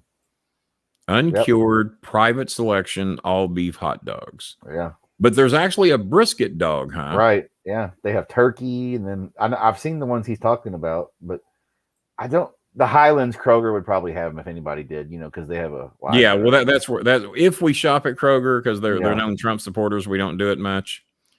For checking your employees. There we go. Pesci. All right. I'm making him wait. You never give the fans what they want immediately, or it just fucks everything up. Yeah, the turkey hot dog's not bad. There he is. I just found him. All right. 2 minutes, he says. Well, if I'm going to bring him in, he can fucking stay longer than that. No, he says he'll be ready in 2 minutes, I guess. Oh, so he ain't even ready. Well, he's ready. He's probably running around the house. He's just fucking around. More than likely. That would be my guess. He's got to get all anything. He's got to get all of his security done, with his the Reds just beat the fuck out of your Cubs in a couple of series, so yeah, I'm not too worried about the Cubs. Hey, I like the Hoffman's Cubs. Hot dogs are good. I think that's the name. Hoffman's hot dog. Well, Nathan's are good, but they're not a quarter pound. If the Nathan hot dog was a quarter pound, if they make a version of that, Nathan's will be hard to beat. Nathan's is a very good hot dog, but they're too small, and you only get like 6 or 7 in a pack. And they're twice as much as everybody else's hot dogs. I'll tell you another one. I do get them at Costco. I can get like 6 packs of them for $8. It's actually a pretty good deal for Nathan's hot dog, or 4 packs for $8, I think. Yeah, it's 4 packs. That and Hebrew Nationals are pretty good too. Hebrew Nationals are good. Hebrew Nationals, Nathan's. I put them right side by side. They're both very, very good. Now, very good. Why is this, King? If you and I went to the Reds game or the River Bats game, those fucking hot dogs always taste better than what they're always amazing. I'm guessing atmosphere. We're just mentally fooled. I guess. Fried bologna sandwiches are better at Louisville Bats games. Oh my god! Yeah, they're fucking amazing. I can't make a fried bologna. I make a damn good fried bologna and egg sandwich. I can't make one like I get at the ball game. When they give you that double stack at the fucking Bats game with the fried bologna. Joey Chestnut would be a good guest. You got the guy who can barely eat one hot dog against the guy that can eat 80, however many hot dogs he eats. I don't know why that would be a good show. I can't compete with him. Even when I was 600 pounds, I was not a big eater. I just ate all the wrong stuff. And the congestive heart failure just made me retain a ton of fluid weight. I haven't took Bumax in like 2 months. I need to do it just to give myself a good fluid cleaning, I guess. But the things about professional eating is the skinnier you are, the more you can stretch your stomach out to be able to eat all that shit. The fatter you are, the fat constricts. Yeah. I've never heard that. I saw this sports science thing about Joey Chestnut. It's like, he's not big. How does he eat all that? Well, he stretches. He practices. He'll go eat 100 wings tomorrow, and then Wednesday he'll eat 2 large pizzas to stretch his stomach out for the weekend competition. Zach's got a badge. So by the time the weekend gets here, the son bitch can eat 80 hot dogs or whatever. Badge. Sabrit's hot dogs. Badge. And put me over. I've never heard of them. You're going to have to take over the show for a little bit. I'm going to take myself off the screen. Right. I am going to let Scooby out. 2 Coffee needs to go get a drink. And then when I come back, we will bring Pesci on the show. He should be Joseph Pesci. All right. It's your show for now. Don't lose. We got 54. Hold on. Before you go, get rid of Chondo Catman. I ain't paying no fucking taxes. Fuck no. I'm above that shit. Okay. 606. Pesci's coming. He's got immigrants to corral up in his yard before. Did I get him? There we go. He's done. Yeah. He's just having some fun, isn't he? Hot dogs. I haven't heard of him. Why am I not heard of them? Yeah, I don't know anything about them. We got to get him a badge, though. I've never seen him before. We got to get him a badge. That's where you'll meet more Hollywood celebrities. Well, that's all right. We'll just keep blogging him. He can go make another one. He's lonely. You'll meet more Hollywood celebrities at Pink's Hot Dogs in Hollywood than you will anywhere else in Hollywood. I'm assuming if you can't get an erection, it makes you want to watch this show for some reason. What do you think? I wouldn't know about that. It's the only thing I can figure. If your wife has left you, if your kids are not yours, if you're an alcoholic, you're suffering from erectile dysfunction, the blue pill won't help you. Watch the Kenny Bolin show.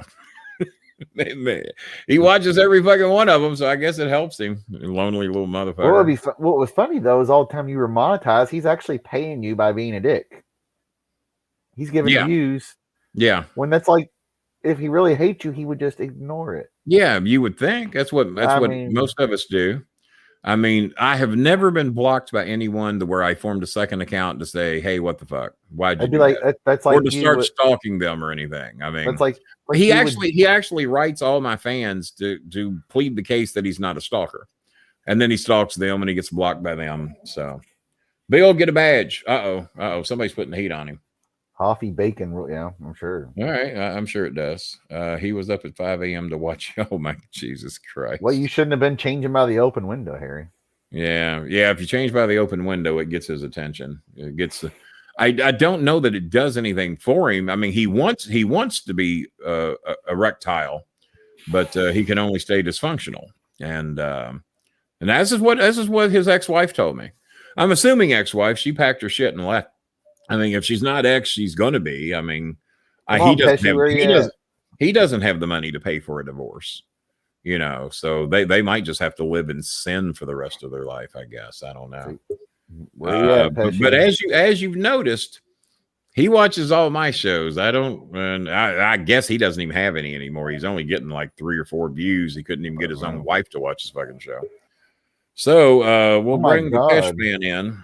Yeah, JJ popping in there for some fucking reason. He's took the whole night. Adjust that fucking camera, for crying out loud.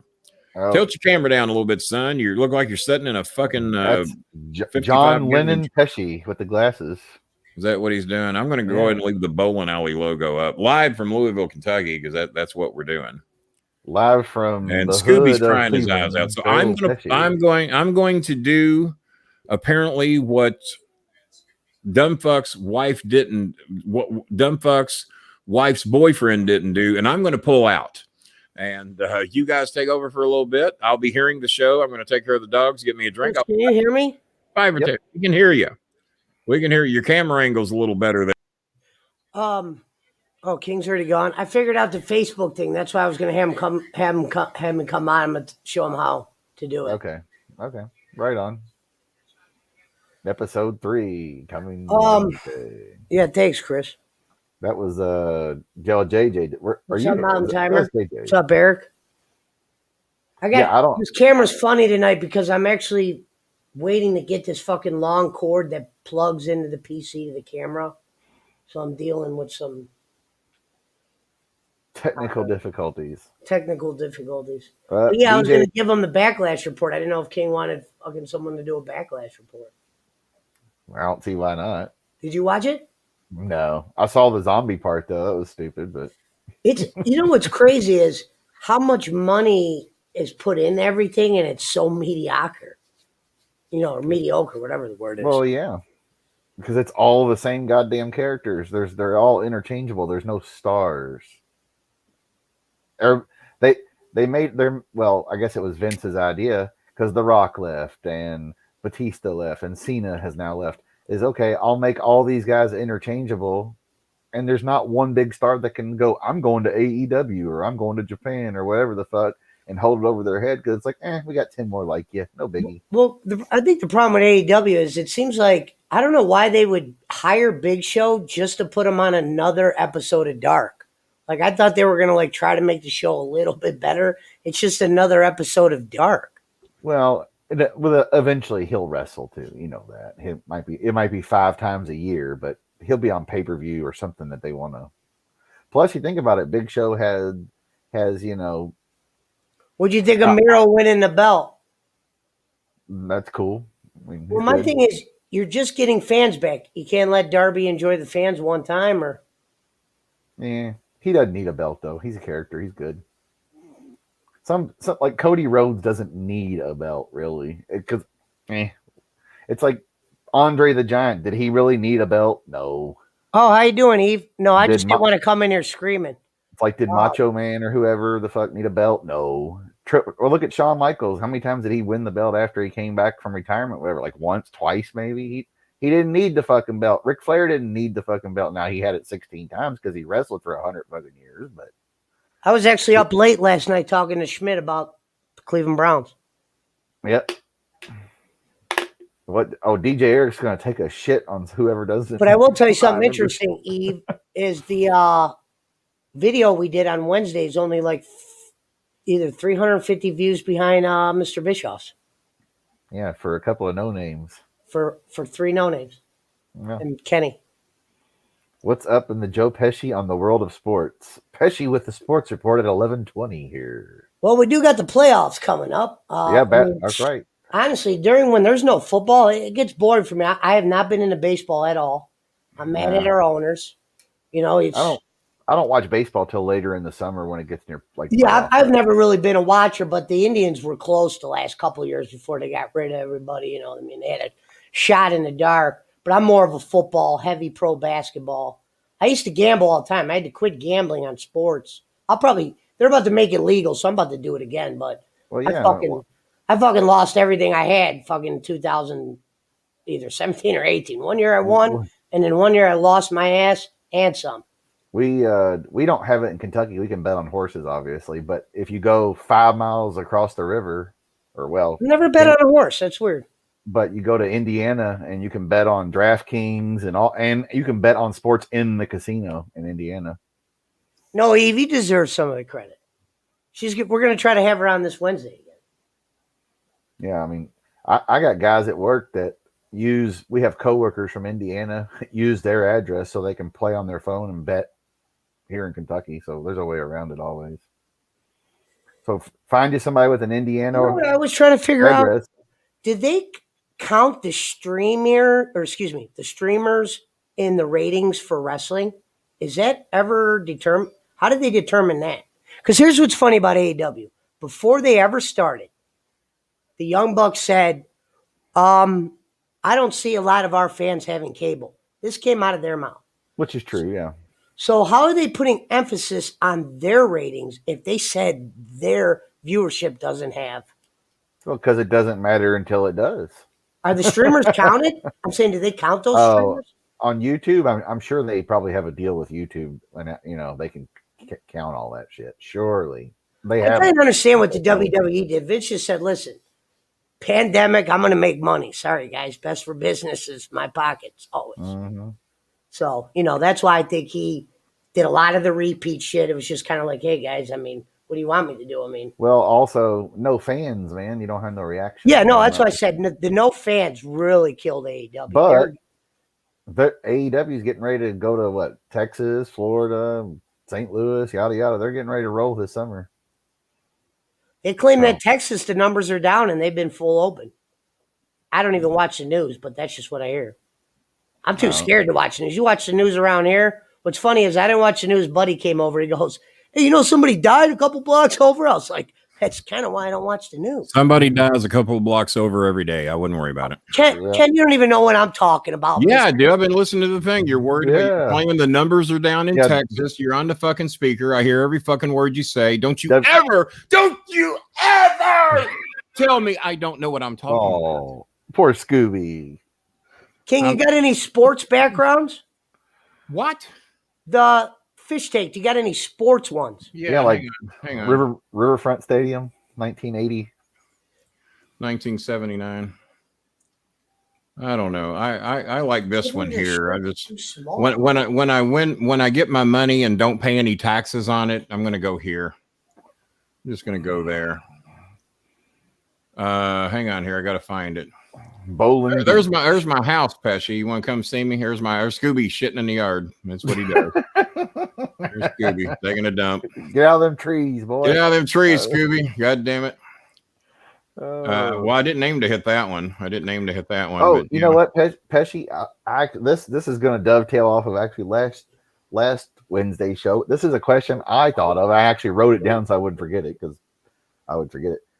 Do you think guys who actually wrestled in the business or guys who hadn't wrestled in the business are better at booking, running the company, that sort of thing, Kenny? I'll get to that in just a second. Okay. Honestly, there's the ballpark. That's a great American ballpark, Cincinnati. Scooby shitting right field the other day. But I got something else to show you. I didn't eat all of my second hot dog, but this is to give you an idea.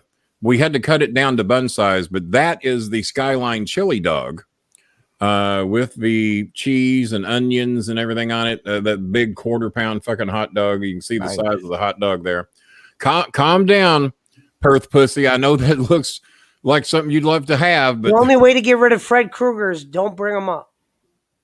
No, that doesn't work either. We've done that too. Give Scooby that hot dog. That too. None of that works.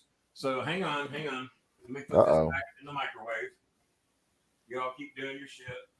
But yeah, that was like the one question I meant to ask him was because like most of the best managers of baseball, coaches in football, yeah, not all, but a lot of them never even played at the professional level. They might have played in high school or college or so. Like as far as wrestling goes, I mean, Vince wasn't a wrestler. His dad, who he didn't even live with. Okay, Eric, I was trying to find. I was having trouble find you. I even typed in Montgomery. Do you have Skyline in Cleveland, Pesci? So we had what? We had how many? We had like 30 Cokes, 30 Diet Cokes. What was all that about? 30 Coke Zeros. There we go. Hey, King, so the reason why I wanted to talk to you was can you go to your Facebook right now? I think I figured it out. Try this last thing.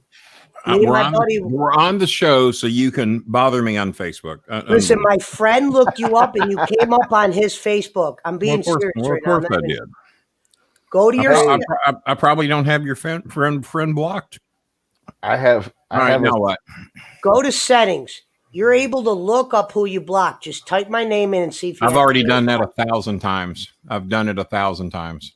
Oh, in the blocked registry. It doesn't bring anything up. I've done that. We did. I think Schmidt did it with me. I've done it. We have tried to find out why the fuck we can't find you. And by the way, y'all lost me 6 viewers. Way to go, you fucks. I wasn't really talking. I don't give a shit. You were here. You fucking killed the goddamn ratings again. You and Schmidt. Now we There got to you build the house. Okay, we're back up. We're back to 50. All right. We're getting there. We need 4 more people to come back. Shake and Baker Mayfield. Okay, when it gets to be Pesci, fall time. What's that sell for in Cleveland, Pesci? Nutella? The peanut butter? No, it's Nutella. It's a chocolate spread Hazelnut. made of hazelnut. Costco had these 2 for $10 yesterday. I couldn't pass it up. And being as I got $1.3 million under the bed, and that I don't pay taxes, and that I'm gainfully employed, but yet still get disability, it's unbelievable. And I don't give any of this money to charity. It all just goes in my pockets. When it gets to be It fall all goes in my time, pockets. when it gets to be fall time, we're gonna have football picks with Pesci. Football picks with, well, we could do that. I'll bet against Pesci for fun. I mean, because Pesci's a degenerate gambler. We know that. I'll bet for real. Actually, I'll tell you why I'll bet against him. He just told me he lost everything he had, so he ain't good at it. I've never lost anything betting. Big, what's funny, when it comes to gambling, I've lost everything I've had a bunch of times. Then let me ask you this: why are you looking to do it again? You obviously suck at it. Oh, well, sometimes people have addictions. We can't avoid them all. Yeah, we can. Yeah, we can. Gambling's fun. I was addicted to white women until 1979, and I got a shot and got over it. There's a shot. I've always been addicted to one thing. Well, money. The Perth pussy. He's addicted to men's assholes. You got that. Oh yeah. So King, let me tell you what happened. Let me tell you how I finagled the bat. All right. This is Pesci at his best. Okay. Pesci speaking of himself in the third person, you gotta love that. If you smell what the Pesci is cooking. So this Italian guy, they call him Joey Buttons. You ever heard of a guy named Joey Buttons before, King? Hang on, before you do, where did you meet one of those?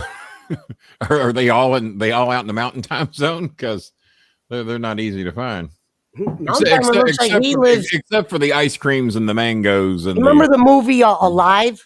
That's where it looks like Mountain Timer lives. Yeah. Oh, yeah. It was a good flick. Yeah. Sad. Yeah.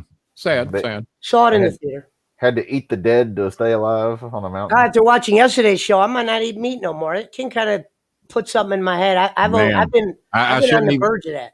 I shouldn't even have that hot dog in here. But that motherfucker tastes good. But it fucking tastes good. That's the bad part about it. It fucking tastes good. What do you do? 11:43. We're here till 12:05. There will be no staying over tonight. I still got shit I got to do. All right, so let me tell you how I finagled. And not Pesci, but Schmidt, you're over here tomorrow to help me with a bit of a project tomorrow. Indeed, sir. All right. About what time are we looking for your arrival here? I don't know. Well, that's not a good time for me. I need a better time than I don't know. 2 4. Yeah, 2. Well, what time you do at work? 3:45, something like 3:45. 2:30 ought to be fine. When you think 2:30, 2:15, something like that. That's fine. I think 2:15 will be plenty of time for the small project I have for us. That's fine. Can you imagine how much the Perth pussy would love to come over here and help me with a project? He'd love that. He'd love that. Him. Maybe he'll show up. Yeah. Oh, come on over, Perth pussy. You and I'll settle our differences in person. Perth pussy. I'll help him with his erectile dysfunction if he sees me. Do a debate with him. If he sees, shut up, Pesci. Don't debate fucking idiots. Well, I don't debate people with erectile dysfunction. I don't debate people whose wives have left them. I don't debate people who have an alcohol problem. Only people who have a marijuana problem and a gambling issue and a gambling addiction. All right, let me. Pesci, I think you already lost a bet today. Where'd you get that hat at? Did you lose the bet? Free bowl of soup. This hat actually was a gift from my old chick a long time ago. Your old chick. What was her name? Sarah. Wow. Christopher's got an ex-chick named Sarah. Yeah, I had an Aunt Sarah, but I never dated a Sarah. Why? Because her name didn't start with a J. When I got single this last time around, I actually got. I do have a Filipino friend named Sarah who's in the movie business that lives in New York. One of the most beautiful women on the planet, and she's an actress in New York. She was born in the Philippines, moved here when she was 16. I think she's in her mid-20s now, and a very successful, probably C-level actress in New York. And her name is Sarah. You don't meet many Sarahs in the Philippines. Hold on, I got somebody in my yard. 1 second. Well, when do you not have somebody in your yard? Get them illegals out of there. Where's Pablo? Come on, Pablo. He's coming. Big smile on his face. What are you doing? You sleeping, bud? Come here. Lunchtime, Pablo. No, somebody walked by. I was wondering what that light was. Yeah. They got these like gold reflector things that go on the bicycles now, and they're always freaking. Scooby thought I was calling him to do Pablo's work. Look how tired he is. Is he sleepy boy? He's sleeping. No. Scooby, you don't give kisses like Pablo does. You're not a kissing dog, are you? Say smile, Scooby. Yeah, Scooby never smile. There's the smile. Cal always smiles, and Scooby almost never smiles unless he wants to play. He wants to play. He smiles. Well, I'll tell you actually how I did the smile, King. How's that? Did you put peanut butter under his gums? No. You make him talk if you do that. If you look it up, dogs likely to smile. Doberman's one of them. When they're younger, it's something you got to just do when they're younger. And it's something I got him. You see how when I go. Shaken Baker Mayfield's got to be a friend of yours. And he wants to know if you named Pablo after one of the illegals he ate. No, I told you I named Pablo after. I named him after Pablo Escobar. There was a show called Narcos on Netflix. Right. Based on the life. I recommend it, King.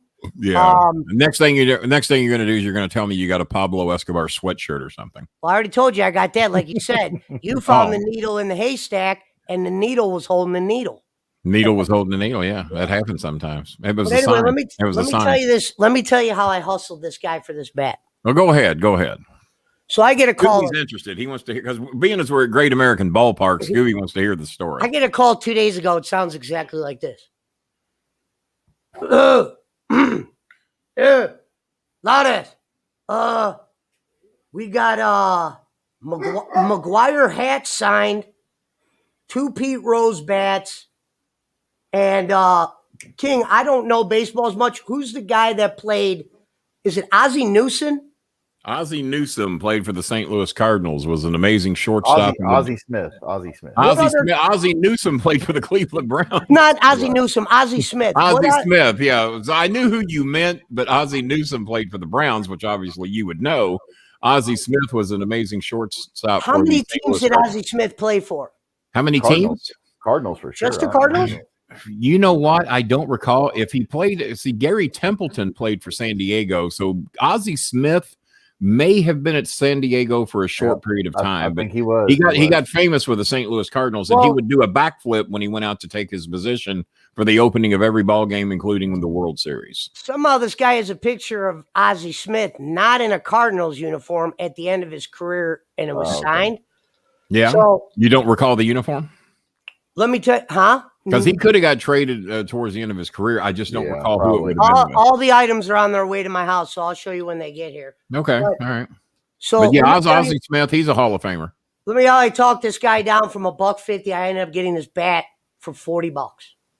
God damn! All right, I don't even know that I could have done that. So let's hear this story. So I'm at a barber shop. He did start with San Diego. Zach Bonifer's all over this. He did start with San Diego and then the Cardinals from 82 to 96. So you must have his earlier days, not the end of his days. Because he was with the Padres and then they got Gary Templeton and may not have needed Ozzie Smith anymore. I'm not exactly sure how that trade came to be, but Gary Templeton was a badass for the San Diego Padres.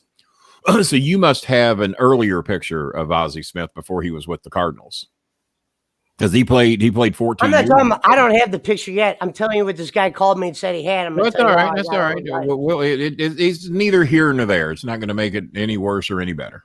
So the guy calls me. I go, hey, hold that thought. I go, where are you at right now? So the guy was probably about 3 miles from my house or whatever. Your own friend thinks my bat's going to get ripped off, by the way. It's not. I showed Chris a picture of my dog I had before Pablo. You saw how big that sucker was, aren't Nick? 2 times the size of Pablo. Got the Bolin screw going here tonight. Oh, it blends in with the outfield. You almost can't see the fucking thing. There we go. I go to meet the guy at this barbershop. He keeps the memorabilia in the back. So I go in the back. It was the guy I dealt with last time. There's 2 guys sitting at a table to the right. They're playing chess. You don't play chess, King, do you? I do not. I'm not smart enough to play chess. I would get very impatient. I could play the fuck out of checkers, but Was not a chess. I played Chinese checkers, believe it or not. I played let me Chinese, tell you but how I never play. I'm not smart enough to play chess. Not Let me patient tell you enough. how I got the bat for $40. But you play chess quite a bit. Oh well, yeah, I was in prison. It was how I survived. It's a big game in prison. That's Apparently, Mountain Timer's been in prison too. He plays chess. I only know convicts that play chess. I don't know any real honest people that play that. Well, King, during my video that one time, he said, "I'm surprised chess is a prison game. I wouldn't have thought that." Yeah, I would think checkers would be more of a prison game. I didn't see anybody playing checkers. No checkers. Well, you were using the checkers for. If I ever go to prison, I'll get checkers going. Probably when they get me for tax evasion and all that shit. You know, I'll get checkers going in prison. So I dominoes. Okay, so let me tell you, I played dominoes too. Let me tell you, I played Yahtzee. Okay, so he's got the bat, he's got a ball, he's got a Mark McGuire, whatever. I said, I'll take everything. He tells me prices for everything. I was like, you know what? I only want the bat. Let me just get the bat then. And I wanted to get the Mark McGuire hat, but the signature was iffy and it wasn't authenticated like the bat was. Yeah. So the bat's authenticated then. There's two guys playing chess, so let me show you how I did this. All right. The guy that was selling the memorabilia is not a chess player. I go, I'll make a proposition to your buddy over. Is he good at chess? This guy's this guy's about 15 years older than me, King. Okay. Right. I go, is this guy good at chess? So I was actually gambling off jump. I go, and the guy's like, oh, they were like laughing at me. Like, what are you talking about? You short, young timer or whatever. I go, I got a deal for you. I'll play you in a game of chess. Speaking of playing games, I think that's something that Carl and Mountain Timer play hand and foot. He said it's a fun game. That probably what made Carl break up when he got the rug burn playing that game. You're not supposed to get rug burn playing that. King, you're going to love this. We'll see. So, guy goes 150. I go, let's handle the bat first. I go, let's play a game of chess. You beat me. I'll give you $200 cash. I beat you. You give me 75. Okay. Guy goes like this. old dude, right? Yeah. Italian guy. He's like, no one hates anything worse than an old person than me. He starts like doing one of those laugh coughs, like when you're like laughing and then he starts going. So he's doing the cough and shit. I'm keeping a straight face. Yeah. I sit down. He goes, deal. He goes, money on wood. Like I'm gonna run out of the damn barbershop. Or Guaranteed you're getting fucked on this deal, right? So I sit down. This guy, I want to say 55 years old.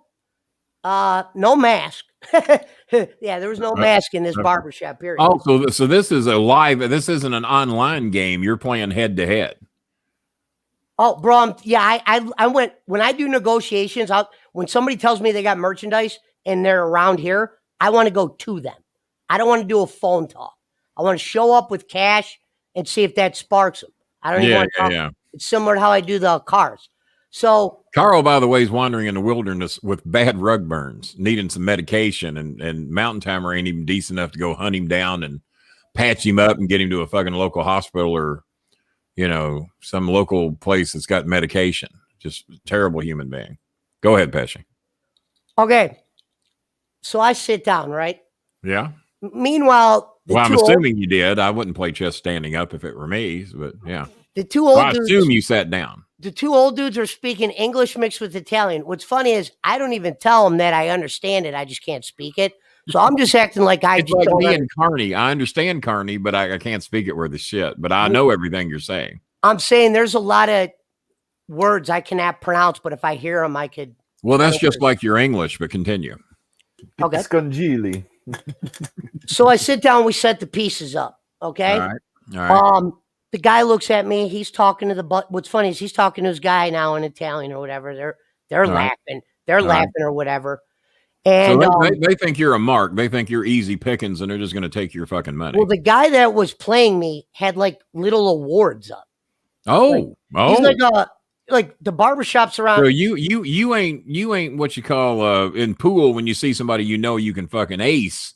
You're taking on some stiff competition here, and it going into it. What gave you the confidence you could beat this award-winning chess player? Well, I told you I'm a grandmaster at chess. This guy was. Well, I don't know that you told me that because I aligned grandmastership with fucking taekwondo and shit. King, like the chess games I play online, I don't win. Meaning, I'm playing like the best of the best, the guys that are almost unbeatable. That's how you get.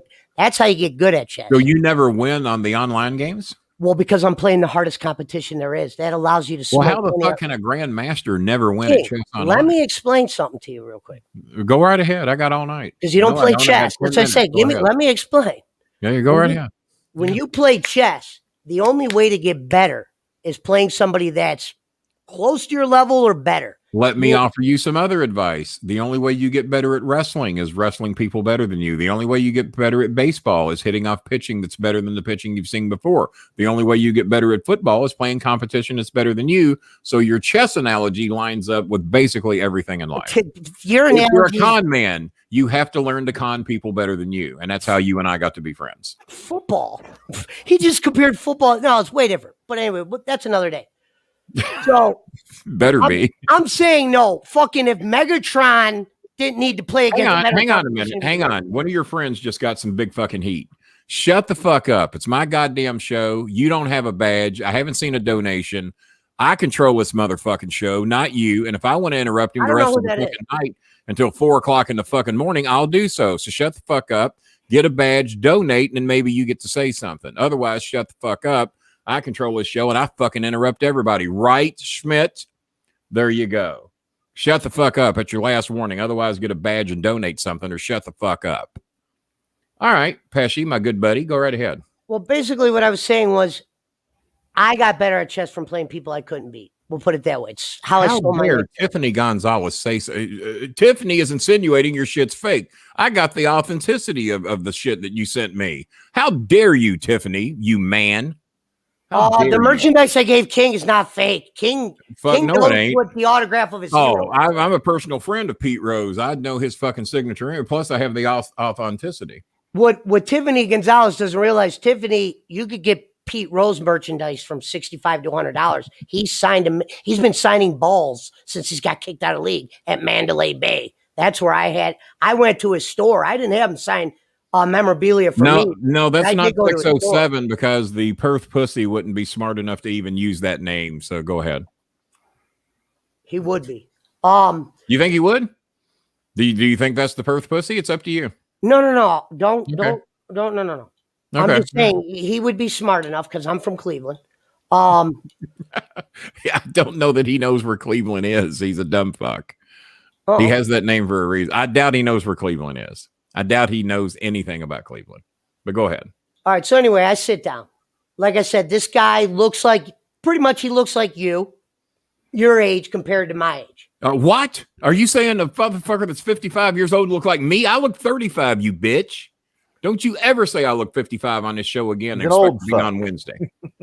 Oh, he look like you, King. You've already called him an old fuck. He's this old motherfucker. He looked like you, King. You just called me an old looking motherfucker. What the fuck, Pesci? He looked like you, King. He looked older. So you look 10 years older than me, you little fucking 5'2" bitch. I'm getting Tell your story. I'm about to try to get this shit to get my hair back. But anyway. Well, I don't have that problem because I'm not as old as you, but go ahead. You're on borrowed time, Pesci. I sit down with this guy.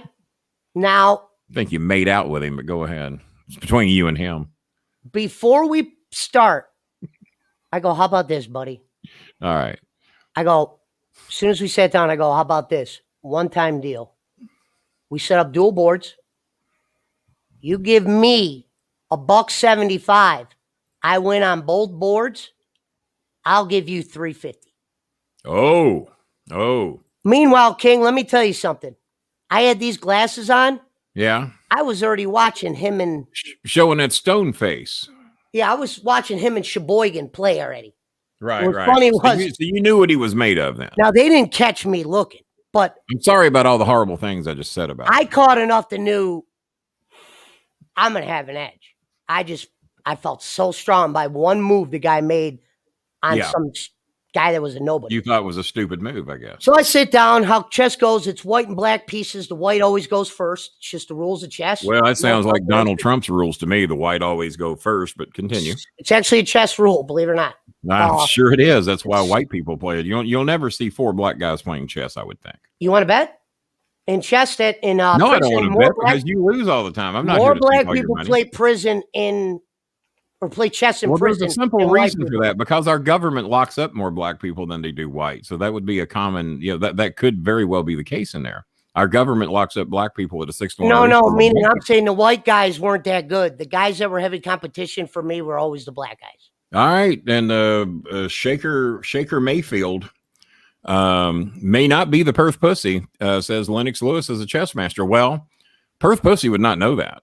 He wouldn't even know how to look that shit up. So Lennox Lewis is a black boxer. Black people are actually really good at chess, and they like the game a lot because kick me in the ass for racial profiling. I just didn't think that. Very fine people on both sides. Shut up, Schmidt. Just shut up. I've already dug enough of a hole. The guy goes, you could go first. From my personal experience, and I don't know that there's anybody that has more black friends than I have, not an old white guy from the country. I never ever had one of my friends even mention the word chess, more or less play it. And of course, I didn't either because I wasn't smart enough, and I admitted that. So Marty Jannetty's an excellent chess player too. He says Jannetty's a chess master. Did you know that? No. By the way, I'm still interrupting him. By the way, Shaker Fakefield. I'm still interrupting. Go ahead, Pat. Don't let me interrupt you. No, you weren't interrupting, King. Mm-hmm. So anyway, I tell him he can move. His boy brings the other board in there. He's like, I don't want to speak the shit they were saying, but they were just talking Italian back and forth. I'm acting like I don't understand them. I keep saying English. Stories of Pesci brought to you by the good folks at Nutella. Go ahead. So he goes, so let me get this right. Joe. They call me Joe down there. So, Joe, let me get this right. Shaker's done. Hang on. I got to get rid of somebody. You're going to give me $350. All right. Shaker's done. He didn't donate, didn't have a badge, and now he's turning into more of a racist fuck than me. So he's out. Go ahead. This is how dumb the guy was. The original deal was $200 to $75. Mm-hmm. When I sat down, I quickly backtracked the deal $25, even though it didn't matter. I said, I'll give you $350. I just want my $150. Okay? Yeah. So the bad's $150, but I also want that McGuire hat. Oh, he's got a signed McGuire hat, I take it. He had a signed McGuire hat, and they were able to prove it was real. All right, okay. You can mail that to me. I'll show you at the end. I got fucking Michael Jordan signed pictures that I'm staring at, Magic Johnson. I've been memorabilia for years. But anyway. All right. I move. You got any signed Kenny Bolin merchandise in that house anywhere? I've told you to send it. I'll pay. All right. I got your book quicker than you did. Matter of fact, they told me they were mailing those books in 3 to 5 days. What I didn't read was the small print where it says will arrive in 3 to 5 days once they ship. I just got a notification today. The books are coming between the 29th and the 31st. They fucked me. Good old Amazon. Where's Mountain Timer's mug and Jake's book? Well, they'll get it eventually. Apparently sometime well after the 31st. So, guy looks at me and he goes, this guy's never even been to prison. He goes, hey, you touch that piece, you don't take your hand off. The rule in chess is once you touch a piece, you can't take your hand off of it. You got to move it. It seems like a good rule. So I'm playing dumb. I'm like, I was like, no, you weren't playing dumb, but go ahead. He didn't know I've been to prison. I didn't really tell him. So he might have known I've been to jail. But anyway. Does it matter that you've been to prison to play chess? If they know you've been to prison, do they automatically know you're a grandmaster? No. I'll tell you, grandmaster thing's a whole nother thing. But anyway. All right. Well, that'll be another playing night. The guy. I'll tell you how I'm the master. So the guy moves. Yeah. Moves the first 2 pieces. All right. I go. Move 2. He goes. Move 2. I go. Move 3. He goes. My move 3. I move. On his 4th move, on board number 1. After his 4th move, this is what I say to him. So 2-board chess sounds very complicated. Is that the intention of it? This is what I say to him. This is like, no, this was me hustling because I knew he thought he had me. Okay. All right. This guy, I'm not going to say he was good, but he was good enough to jolly up the store. You know what I mean? So I'm going to block 30 Cokes if he asks that question again. What's today's sign? Oh, I showed Chris those last night at 4 a.m. Yeah, anyway, and that's why I don't want you getting going, because I don't want you writing me at 4 a.m. with a fucking sign. But go ahead. I won't, King. I'm only showing Chris them. You're But anyway, good. Yeah, just show Chris. He loves them. I'd write so him after all his- days of time and night. after his fourth move, he's going to move on the other board. Now, I don't know if this was true, but I said this, and this could be, and this guy fucking got really pissed. I go, mate and 7. Now, I don't really know if it was mate and 7. That's always a fucking thing I'll say to people, throw them off. I already knew I was going to win the game. I could tell by how he was opening me. I said mate and 7. What's funny is, this is where it gets better. He looked up at me. Hang on. DJ, quit interrupting Pesci. He's trying to tell a fucking story and nothing makes me madder than for someone to interrupt Pesci during a middle of a good fucking story. Sean Wise, you're lost. I'm sorry. I'm right in this. I'm captivated. And DJ Eric, the logo sucks.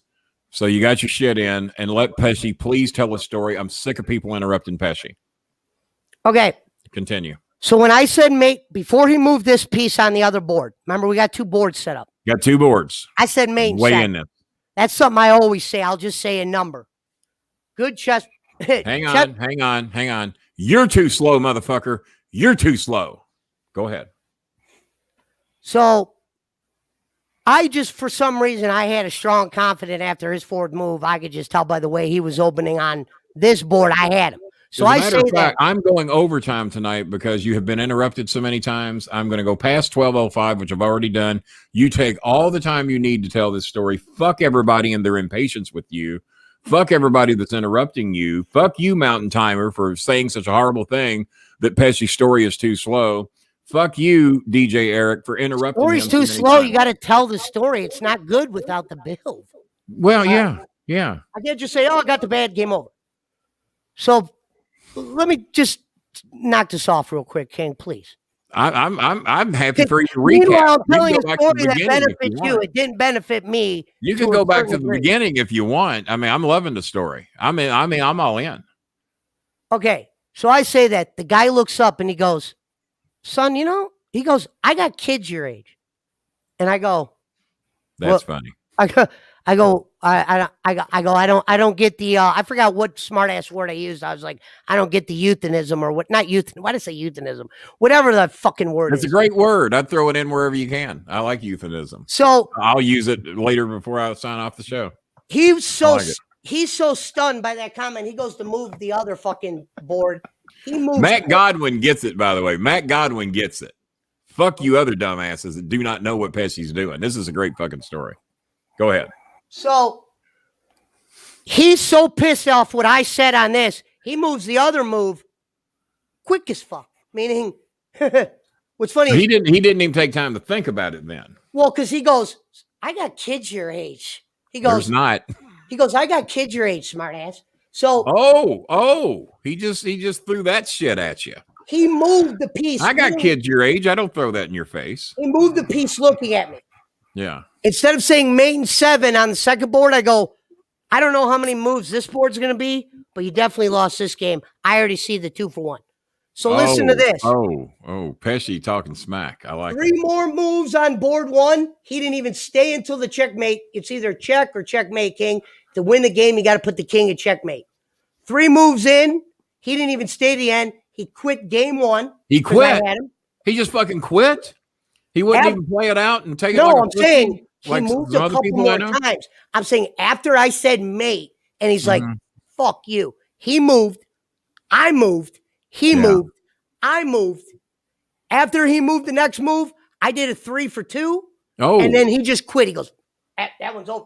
Because I got up on the queen on that one. Yeah. He was so chance to win. So frustrated. that game here. ended way quicker than I would think it would end. It sounds like that was a pretty quick game. No, you got to remember, chess is like this. I didn't know that. I thought slowest chess thing was. is I've me heard of telling people the story. playing. I've heard. I was watching a Mountain Timer type show. What's that show I like? Not Yellowstone, but the other one. I can't think of it. It's got it's up in the mountains. Deadwood. Not Deathwood, Oh, but no. there's a game of Fuck chess going on. There's been going on for like fucking 2 weeks. The fuck is the name of that? It's a damn long show? fucking game. God damn it! It's on. It was on tonight. I got to find it and watch it. It's on ABC. I know that. It's ABC. It's not Yellowstone. It's Oh. So God King, damn it. Anyway, King, Come we're on, Pesci. moving. The guy goes like this. Motherfucker probably didn't even have money on him. So I pull out the knot on him real quick, and then I go, the game that was over here. What's funny was, I got up the piece. I got up the rook. He was so pissed off at this game, he didn't even play it out. He goes, run it back. I go, whoa. Run it back? Run it back. That sounds like bullshit, and I don't even know what the fuck you're talking about. Listen to She this, likes to King. move it. King, listen how I got him. I'm listening. From me watching that, from me playing him in that game, I knew this guy was chump sauce. He might have thought he might have been able to figure me out. Chump sauce. That sounds like the Perth pussy. Chump sauce. I like But that. I knew the chances of him winning against me, I would have to fall asleep, and I was far from asleep. Yeah. Incredible. So he goes, run it back. I go, hey, bud. So you were far from asleep, unlike Jake Hudson, who was asleep at the wheel when the Perth pussy slipped in here tonight for like 3 seconds. Pretty much. So right now I'm up to, after game one, I'm up to bat. Boom. Basically $150. I just gave, I'll take the bat, give him the $150. So we're looking at the Mark McGuire, A's Rip Tat, blah, blah, blah. Whatever they showed me to prove it's. When can I expect that at my doorstep, Pesci? I need that McGuire hat. Oh, I'll show it to you. No, he's you going can to mail show it it to you. He's going to show it to you. You can mail it to me though, also. The bat's going to be just coming to your house, Ken. You'll see it in the next couple of days. So do you really think I would let him send you the Mark McGuire hat before I would get it? Do you really think I'd let that shit go down here? Probably, because you're not a McGuire fan. Don't have to be. I know the hat's got some value to it. That's a roided up hat. So I'm up $150. The guy says run it back. Sometimes when okay, help me out here. What does run it back mean? Run it back means same bet. Do it again. Run it again. So I Same go, bet. whoa. So he's lost that bet and he's ready to lose it again. Well, he didn't. He thought see, what I'm trying to tell you is game one, I got in his head quick to where he was focusing here. He made a bad move on this game. So game two, he actually made a bad move that a guy like that would normally make only because he was focused here. I go, buddy, I just gave you a fucking good ass deal. I go, I'll gamble with you on one condition. I go, you beat me, I'll give you $250. I beat you, I want the rest of the memorabilia. And I want a free haircut Wednesday. Okay? Now you want a free haircut. God damn, that's how you got that hat. He looks at the guy that I'm meeting. He did get a free bowl of soup with that hat. But it was good on him. You meet this guy, man. This guy's a fucking asshole. I'm like, bro, you were just. So he's calling you an asshole now. Well, because I was getting cocky. I said maybe 7, and then I was starting. I went from quiet Ken to kind of louder. You know what I mean? Louder. Once I knew I had the game won. Once you got him, yeah. You know what I mean? It's not like me to do that. I rarely go off on anybody. Yeah, scare the goddamn dog yelling at Mountain Timer. I go, so are we running? Well, and the dumb fuck I had to block that. Are we running dual boards? Yeah. And he goes, yeah. I go, let's add a little bit of stipulation. So let me tell you what's on the line. Basically, in a nutshell, if he beats me, he's going to get his $150 back and $250.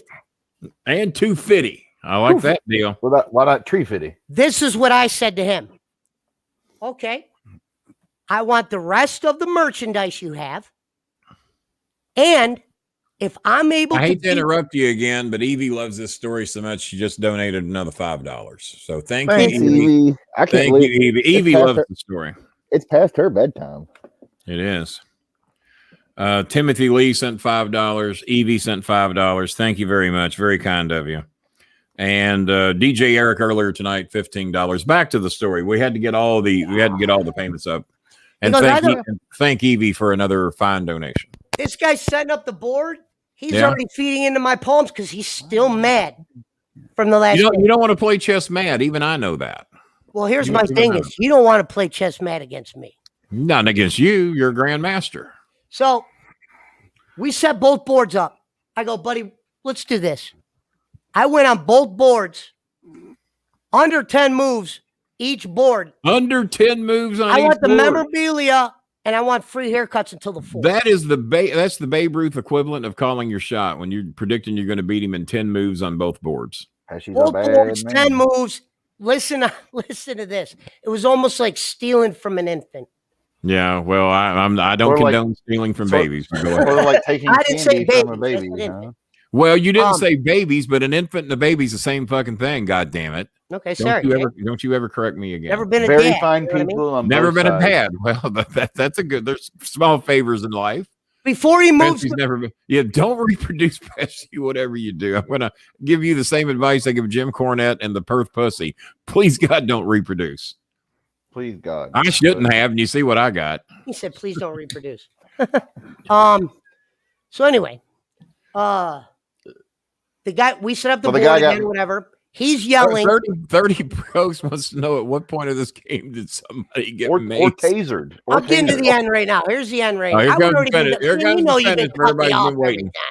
I don't. Anyway, no, I don't do that. He never does that. So anyway, the guy starts kind of like talking. How dare he say I cut him off? That pisses me off. But go ahead. He starts talking under his breath, like an asshole. The guy. He's so frustrated about the other game. I thought he'd kind of like put it aside. He goes, "Hey," "What do you just come into people's places and like do this all the time?" And I go, "Buddy, I made a proposition to you to where if I lost, you got like an extra $150. How did I hustle you? You're 20 years my age. Yeah. You were Mr. Capatazalito." So this game lasted 5 years because when the game started, he was 15 years older and about my age. So now he's aged 5 years just during the course of this game. It was about 48, 50, whatever. He's 48 or 50. And you said he's old like me. Russo said he was almost 60. Well, I'm 61. Russo's 59. Well, you just said you were 48. King. Yeah, Russo just turned 60. No, I'm 61. You know how old I am. Right. Of course, King. I know a lot about you. But well, anyway. I'm starting to wonder. Go ahead. Starting to wonder, yeah. All right. So the guy is, basically calling me, saying I disrespected him in his store. You don't do that to a fucking Italian barber or whatever. Like after he gets done, like that gets you a pass. I mean, here's what's funny is King. I didn't even know if Jamie fell asleep. Jamie donated and then fell asleep during the show. I don't know whether to be offended or not. Well, we're on overtime anyway, so just we are on overtime. It is Leo from Lethal Weapon. And by the way, how dare anybody come in here referring to themselves as Sexy Kenny when I'm on camera? Fuck that shit. And you ain't even got a badge. Hey, how dare you? Jake said you need to ban Sexy Kenny Cho. That's what. Why do I need to ban him? Hit this out. It's only 5 minutes left. I was just hang on. Why do I need to ban Sexy Kenny? What I don't know. That's what Jake said. Jake says it. Yeah. Well, let me see. I don't see that Sexy Kenny's done anything too bad. Let me look. Hang on here. I have to shave again. Yeah, he's just shitting all over Pesci's story. I mean, there's a lot of you in here doing that. Who's Brad Ankovic? Dan Wise got a good point here. So let me get this right. He moved, you moved, then he moved, then you moved. Well, hey, yeah. When I move, you say move. He's like, there's a lot of us wish you were a sleep mountain timer. King, I was just trying to tell you how you got a Pete Rose bat. That's all. I wasn't trying to cause a problem. Hey, okay. No problem. Don't be so sensitive, Pesci. I'm with you. I'm not. I'm just not going to yell. Here. Fuck all these people that don't get it. I got it. So the guy, I just tired of everybody interrupting you. The guy at the barbershop, he was mad because the hustler got hustled. Exactly. Because he's probably hustled many of people. No one likes that. Right. Because he was I don't like being conned. I mean, come on. So the next game, I'm so angry. Now I didn't know what mate was going to be, but literally third move in, I bit my tongue from saying what I wanted to say, but I just go, mate in 6? He goes, fuck. He goes, fuck you, move. So we're moving. He actually played better the second game. He was in it. He played better. Okay. Well, he goes, you ain't going to get me off my game. Okay? Yeah. Then I start doing shit like this. When I'm moving to pieces, I start moving my hand to where I'm moving, like kind of just like doing the old. Like to move it. In chess, you want to get somebody's queen without, you're going to definitely be, if you got your queen and they don't got their queen, they're usually dead in the water 90% of the time against me. I'll take your word for it. So I start moving quick. I give the guy a free piece. The motherfucking sorry-ass bastard takes the free piece, thinking it was like, in chess, there's a thing you call walking the dog. You lure him in. Yeah. You show them the fucking, the gold prize, and then right when they come in and grab it, you grab them. Yeah. So I gave him a power piece, meaning a piece you wouldn't give up in chess. Right. He's like, ha ha, Pesci got you, for him to be up a piece. What's funny is chess is a game where you think, a couple moves ahead. Yeah. He thought he got the piece up on me. I'm already 2 moves past him to where I know I'm going to have the broad. We call the queen the broad. Okay, well, that sounds disrespectful to me, but go ahead. Well, yeah, but it's a chess thing, King. It's chess thing. So the broad, the bitch, the biatch. He didn't even lose this game, too.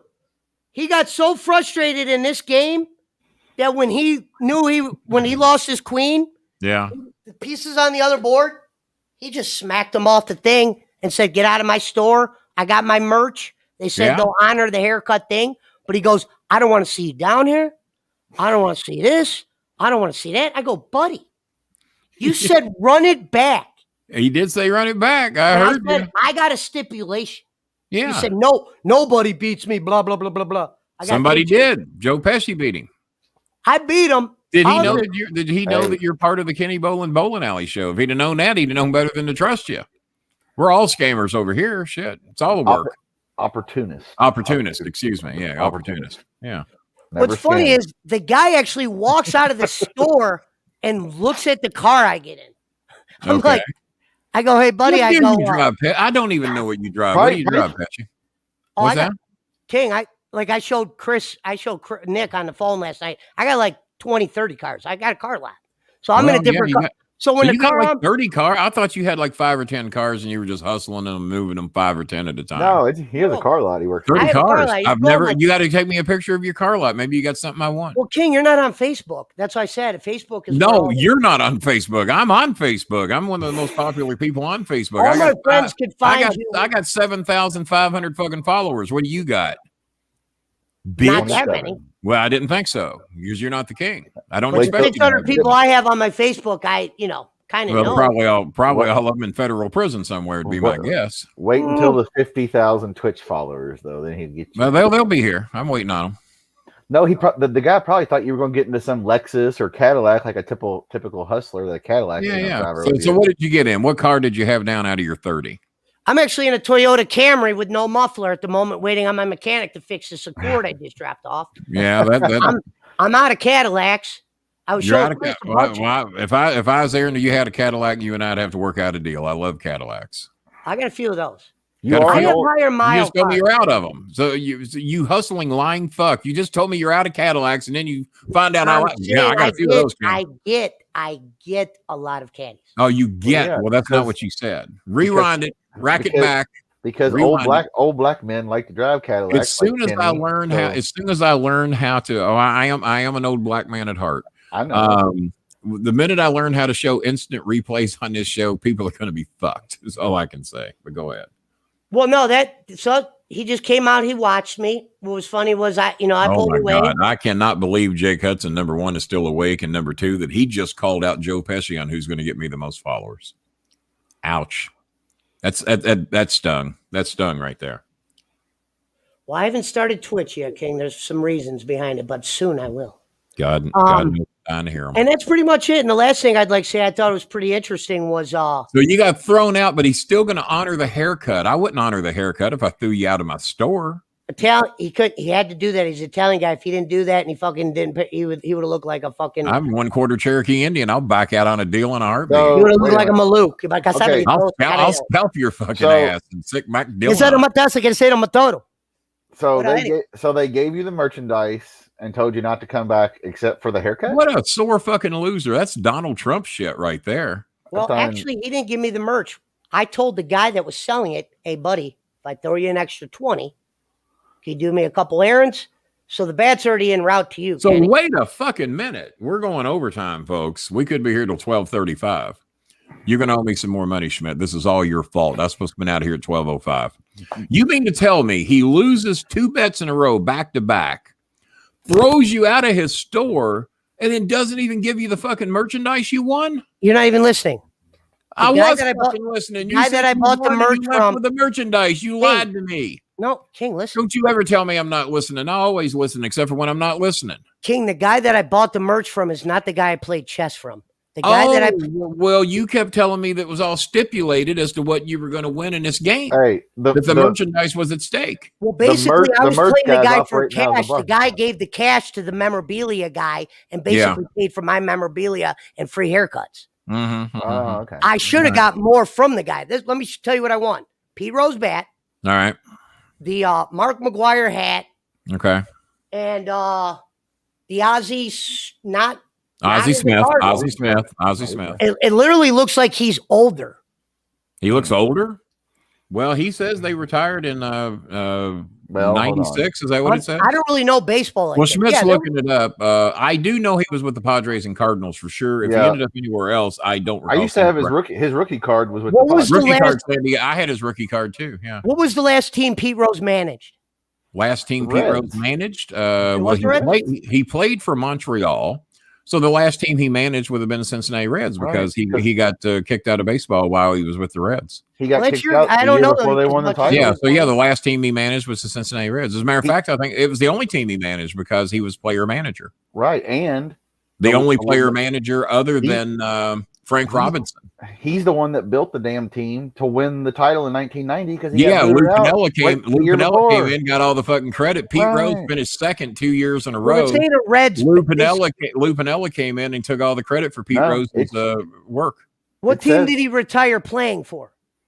He retired playing for Cincinnati Reds. He was player coach. He was player coach. He broke the record when he was player coach. Yeah, he broke the record. He played for another team in there. He played for the Philadelphia Phillies and the Montreal Expos. Montreal Expos is where the bat was signed.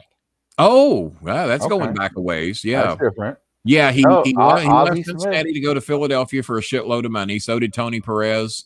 Joe Morgan didn't go to the Phillies too, or did he? I think Rose, Morgan, and Perez all went to the fucking Phillies. I know.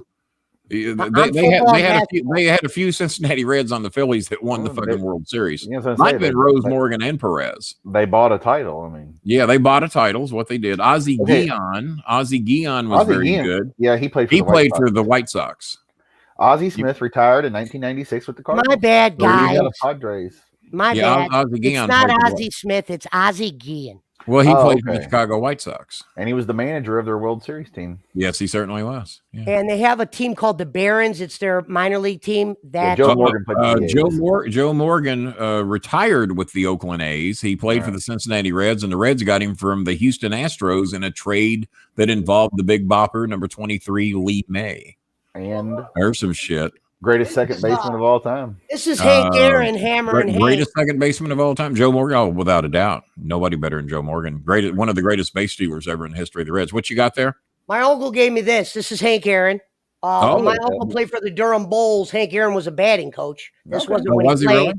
And Griffey, when he was a kid, used to ride up there because Ken's dad was, played for the Cincinnati Reds. Ken Griffey Sr. Friends with a lot of the coaches. He was a serviceable player. Griffey used to. My uncle got into a boating accident. Ken Griffey was a solid 300 hitter just about his entire career with the Reds. And here's something for you: Ken Griffey Jr. and Ken Griffey Sr. both played for the Seattle Mariners at the same time.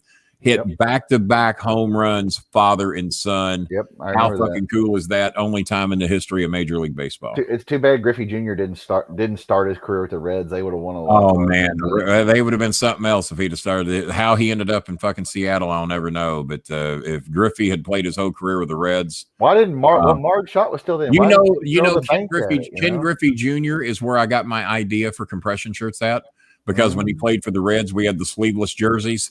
And he always had those skin-tight red compression shirts under his jersey.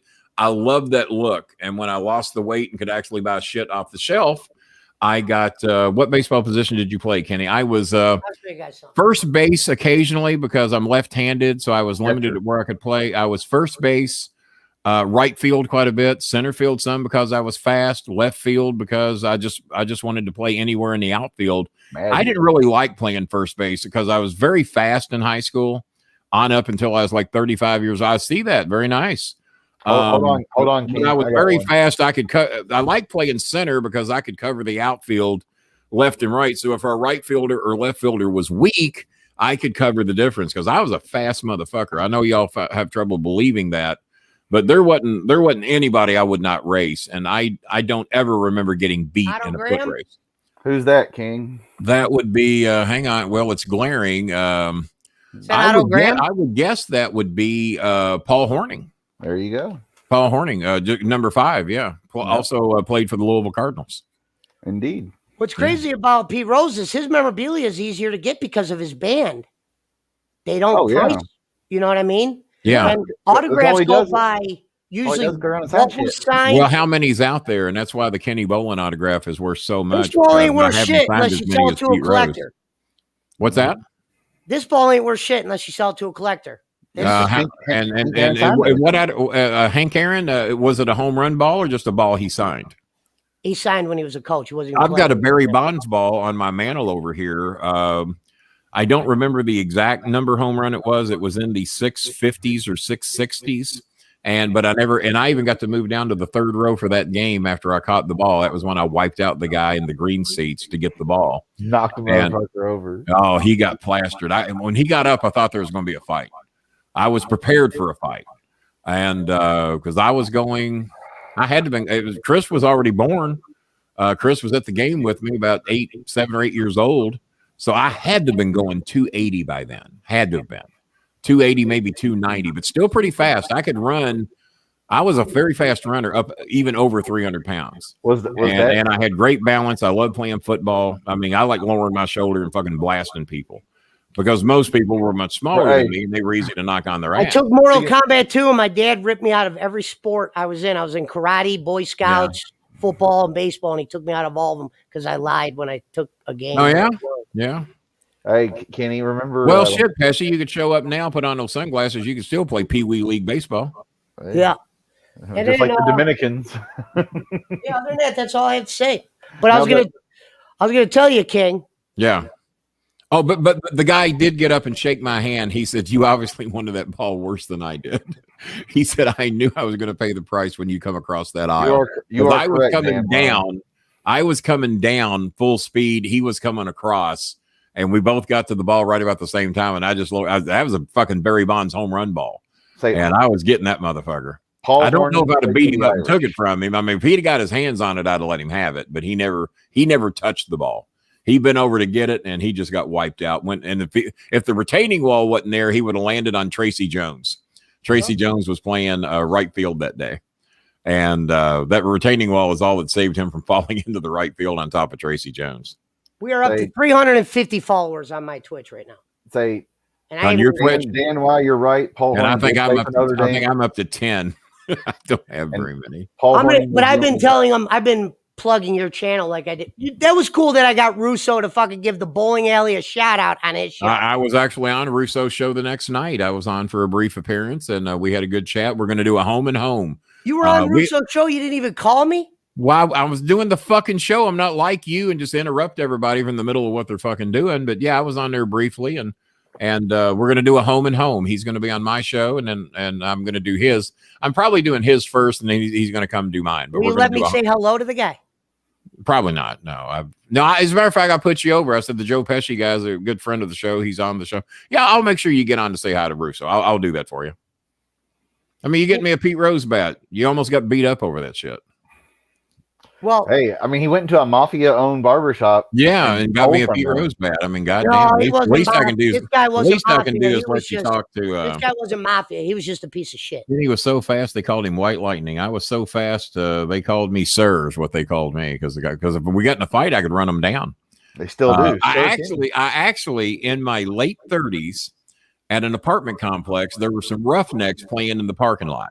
I just bought my burgundy Cadillac. That was the first Cadillac I ever owned. I'm driving my burgundy Cadillac home.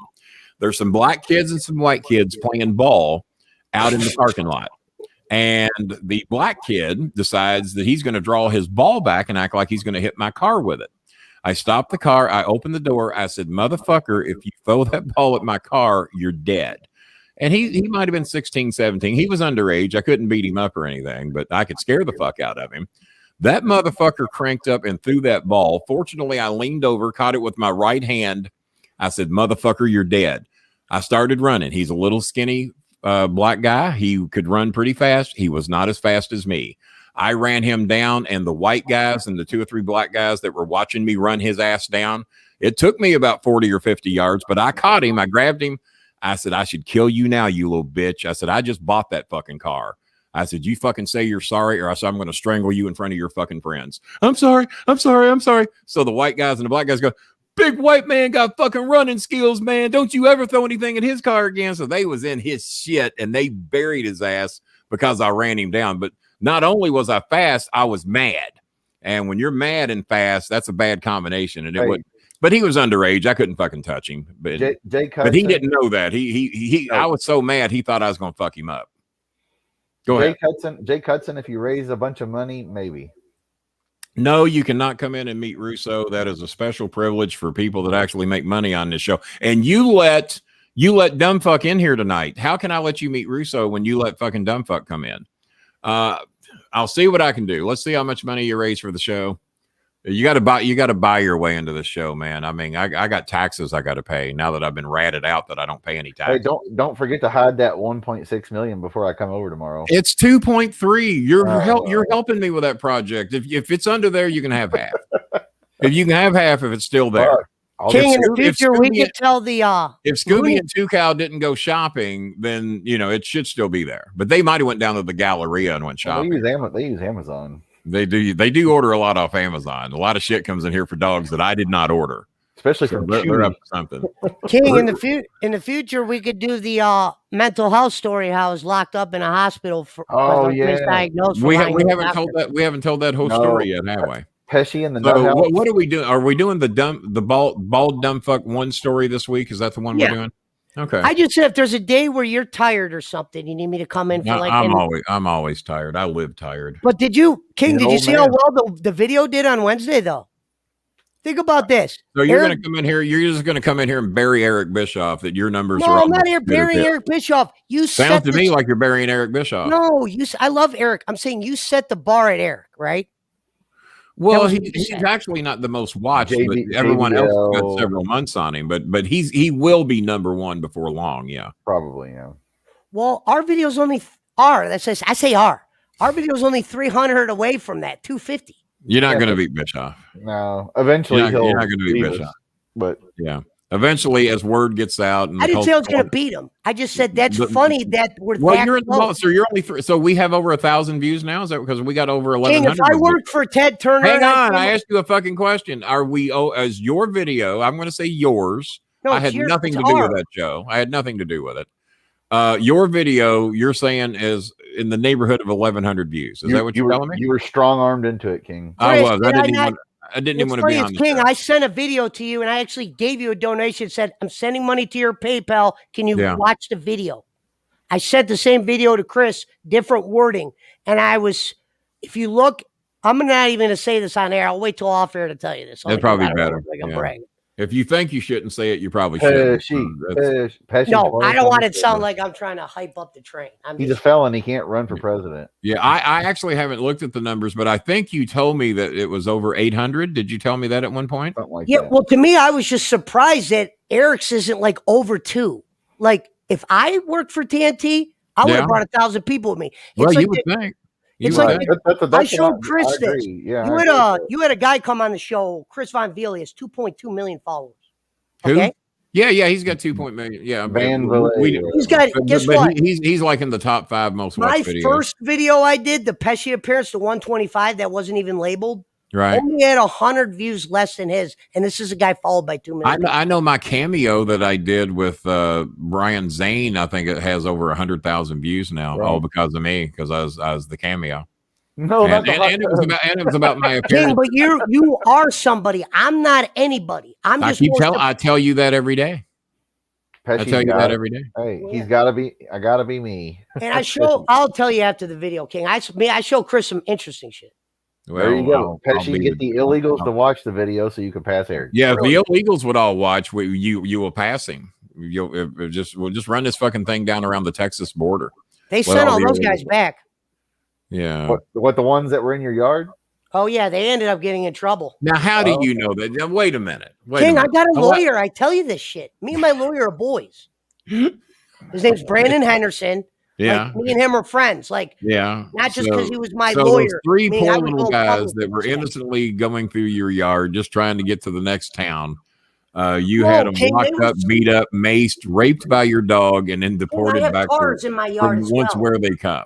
They were going in my car. Were they physically in your car? Did they get any catalytic converters? You know what, King? You might want to go watch the video. You don't remember when I said the guy You don't remember? tried to lock himself Well, in the just car? because you said it doesn't mean it's true. Yeah. I never lie. Remember, You never That's my lie. MO. remember we The thought he got shot live on the air. five time fella never lies. Well, I you're had a trouble lying to you're a one fucking person. horrible criminal. It was my stepdad. You know what? I don't like to lie either. Hey, we thought he Unless got it's fucking good shot television. live on the. We thought he got shot live on the show. We Going thought like, he did. "Dang." Yeah, we thought He's he like, did. oh fuck! He's like running around. Well, going crazy. he maced a guy who may or may not have been an illegal. But so I they're taught telling- my dog how to Well, smile. I'm That's going not to easy. tell you why your lawyer's lying to you. They might be in the process of getting them deported, but there's no way they got them deported that quick. There's Not that no quick, fucking no. way on the planet. Deported. I didn't say Huh? deported, but they're sending them back down. Oh, okay. Yeah, they might. The minors to Double A Chattanooga, where are they going? Well, my lawyer gave them the video, and after they got the video, I got actually a letter of an apology from that because they were trying to arrest my ass. Yeah. Oh, really? The police sent you an apology letter? Well, pretty This much. show's going to be a lot better when you learn that the camera's over here and not in your screen. Pesci has Better Call Saul as his You're lawyer. talking to the fucking screen like the screen. Well, I guess in his case, the screen is talking back. What was that You grabbing? know, you got that Just going. remind for me you. what I was grabbing. Yeah, 30 Cokes. He finished the fucking story. You should have been here for it. It was great. Best story ever told. The greatest story ever told. Next Greatest to story ever told. Best one I've ever heard. incredible, tremendous. One of the greatest stories. Best stories. Motherfuckers even got a That chair movie like forget mine. what You they believe showed it? you. Oh, A What's wow. stable genius. It's not get carried away. He's a stable genius. What can we say? 12:42. God damn. Well, I guess There you're may or taking may the not hair be a out. Monday show. There may or may not be a Monday Oh, show. here we go. Oh, Pablo's up to his shit. Here comes the INS dog. I've got 100 giant dog biscuits under the kitchen sink. I'm gonna try to get Well, him. look there. He's got a royal flush. Is that what that is? No, Looks show like King your smile. Here, I'll stand this way. So you I see. think he's got a royal flush sitting Yeah. there. That's probably the Look at car. that smile. Look at that Oh, smile. look at the big smile. Hey, Oh, hey, hey, Look at hey, the big look at baby boy. smile. Oh, Hey. he's so cute. I want Boys, to kiss come that here. dog. That's what I said. When I go, capatero, he's gonna go get it. Come here, Dave. Down. Oh, Hey. what a good boy. What a good boy. Okay. He doesn't look like anybody that would rape an illegal, but he has. Oh shit. The rapist. oh wait. He's Now- no better than Now, Donald if Trump. you can But train, then again, I bet he hasn't raped 43 people. That's Trump's record. hey, if you can train him to take a shit on command, then we'll be impressed. My dog has never gone to the bathroom in my house ever. Sexy Kenny, I mean, must not be that sexy because nobody as cute as me should Hey, be Kenny, broke. check your Twitter. I'm not going to fucking check my Twitter. I am not. I am not. Jake, I've Quail, told you 153,212 times I'm not going to check my fucking Twitter. Ian, I'm doing a fucking show. It You can't know be what? small for a Doberman. I mean, if that You're right. baseball has meaning and value to you, you do not have to send me that. That's very sweet of you to offer that. Pablo. But if that ball means something to you, I want you to have that ball. That would be a nice baseball to have. But if it means something to you, I want you to keep your baseball. If it has absolutely no fucking meaning to you, then yeah, I love collecting autographed baseballs because I don't have many. I got two by Pete Rose now. One, Pesci, my friend that got mine, I didn't even know it till I looked at it yesterday. My friend that sent me the autographed piece baseball, he was at a show with Pete, and Pete personalized it for me, and I didn't know it till a couple of days ago. How about that shit? Who were you a bigger fan of, Rose or Lawler? God damn. Because you called Pete Rose your hero. That was what gave me the idea to get it. Lawler made me a lot more money. Of course. Lawler and I became close personal friends since 1974 till Trump got ousted. God, who would I? Well, obviously, if Lawler died, I'd cry like a fucking baby. If Pete Rose died, I'd cry like a fucking baby. So, but I know Lawler, and I've only met Pete 2 or 3 times. But Pete was very nice to me. He signed a couple of action figures for Chris. He put me on the Paul Horning Sports Showcase show, which I've got video of it around here somewhere. And he invited me to his club. I met him out in the parking lot. It was just me and Pete talking. I don't know how I got a private conversation with Pete Rose after the show, but I did. and he thanked me for being on the show. Thanked me for the Bud Harrelson story. And he says, anytime that you're in Boca Raton, he said, I'd love for you to come to my club, but I never did get to go because my deal with Humana was just too tight and I couldn't get away for that. I remember when Paul Horning had that show and they filmed it out there off Hurstbourne at Damon's Sports Bar or whatever. Well, there's something I've never heard. Check yourself before you wreck yourself. That's original. He must have got that from Cornette. Cornette's the only one I know smart enough to come up with that line. What Pesci Twitch called? Always. No, man. No, if he's your favorite player, you keep that baseball. I would feel bad if I took it from you. Hold on. I'll give you Pesci's Twitter, whatever, Twitch. It's always ALWAYZ smoking is usually. Yeah. Here we go. We got to get Jake checked out at the hospital because his short-term memory ain't worth a fuck when I tell people not to tell me to check Facebook or Messenger or Twitter. Do you want to know the red score? No, I fucking don't. Right. All right, it's 12:46. I'm getting out here for somebody fucking ruins it. Glad you and Jerry are friends again. That made me happy. Well, we're not enemies. He still likes and retweets my shit, but I've invited him on the show and he reads all my messages, but he doesn't respond to my invitation to have him on the show. I guess he thinks it's just going to be built-in confrontation. I'm going to say I told you so, and it's going to lead to a fight. So I don't know. But I mean, he likes and retweets my shit all the time. He reads my messages. So I don't know. But guys, it's 12:46. I am way the fuck over. Schmidt, you owe me big time. You said Pesci was only coming in for 2 minutes. Hey. He was here for like an hour and a half. Oh well. I was just trying to tell you how you got a bat. That's all. All right, well, hurry up and get your long cable so you can put the camera to where you can actually look me eye to eye where I can tell when you're lying to me. I'm doing that now. Yeah, when I look at your side, it's hard for me to tell when you're lying, but I have picked it up. If Pesci's lips are moving, there's pretty damn good chance. How many people are in here, Chris? Looks like it's down to 37. Down to about 40 on YouTube. Yeah. Pesci, what's your name on Twitch? I thought it was always smoking with a Z. 420. Always. It's always with a Z, smoking without an E. Yeah, this is wrong right here. That's not it, right? No, I'm gonna actually type it in. Oh, he forgot to gap out on Twitch. he forgot to put a gap between smoking and on. He obviously went to Oldham County High School in Louisville. 1 second, I'm gonna type it in. Pesci's gonna be here Wednesday. Gonna be the biggest crowd we ever had here. Louisville wrestling fan, you installed for one of the tiniest crowds we've ever had when none other than Joe Pesci, who put in that big lie he put up when he told everybody there's going to be 90 people in the room. Last time he was on, we only got like 65. He underestimated the crowd, the way Joe Pesci does, but he's going to be back here Wednesday night with an attitude. But believe it or not, the video's still outviewed last week. He's already bragging that he's going to beat Eric Bischoff hands down in the competition of views. I just said I was surprised. He basically said Eric Bischoff's a pussy and he's gonna beat him anytime he sees him out in person. That's what he said. That's what Joe Pesci said. I never lie about Joe Pesci. Joe Pesci, one of the finest people I've ever known. That's a lie right there. That's a vicious lie Nick Goulas just told. But not Tuesday night. That's Louisville got Wednesday night at the Bolin Bunker on Cherokee Road. Get your tickets early. We're expecting an all-time record-breaking crowd because Pesci said so. Pesci said we're gonna crack, just like on the Eric Bischoff show, we're gonna crack 128 people. I've said all-time record-breaking crowd. Shut up, Pesci. Nick Goulas is talking. Other than when Jimmy Cornette was ratted out by both the Bolin boys for his hot tub antics and being just a low-life, down or racist person.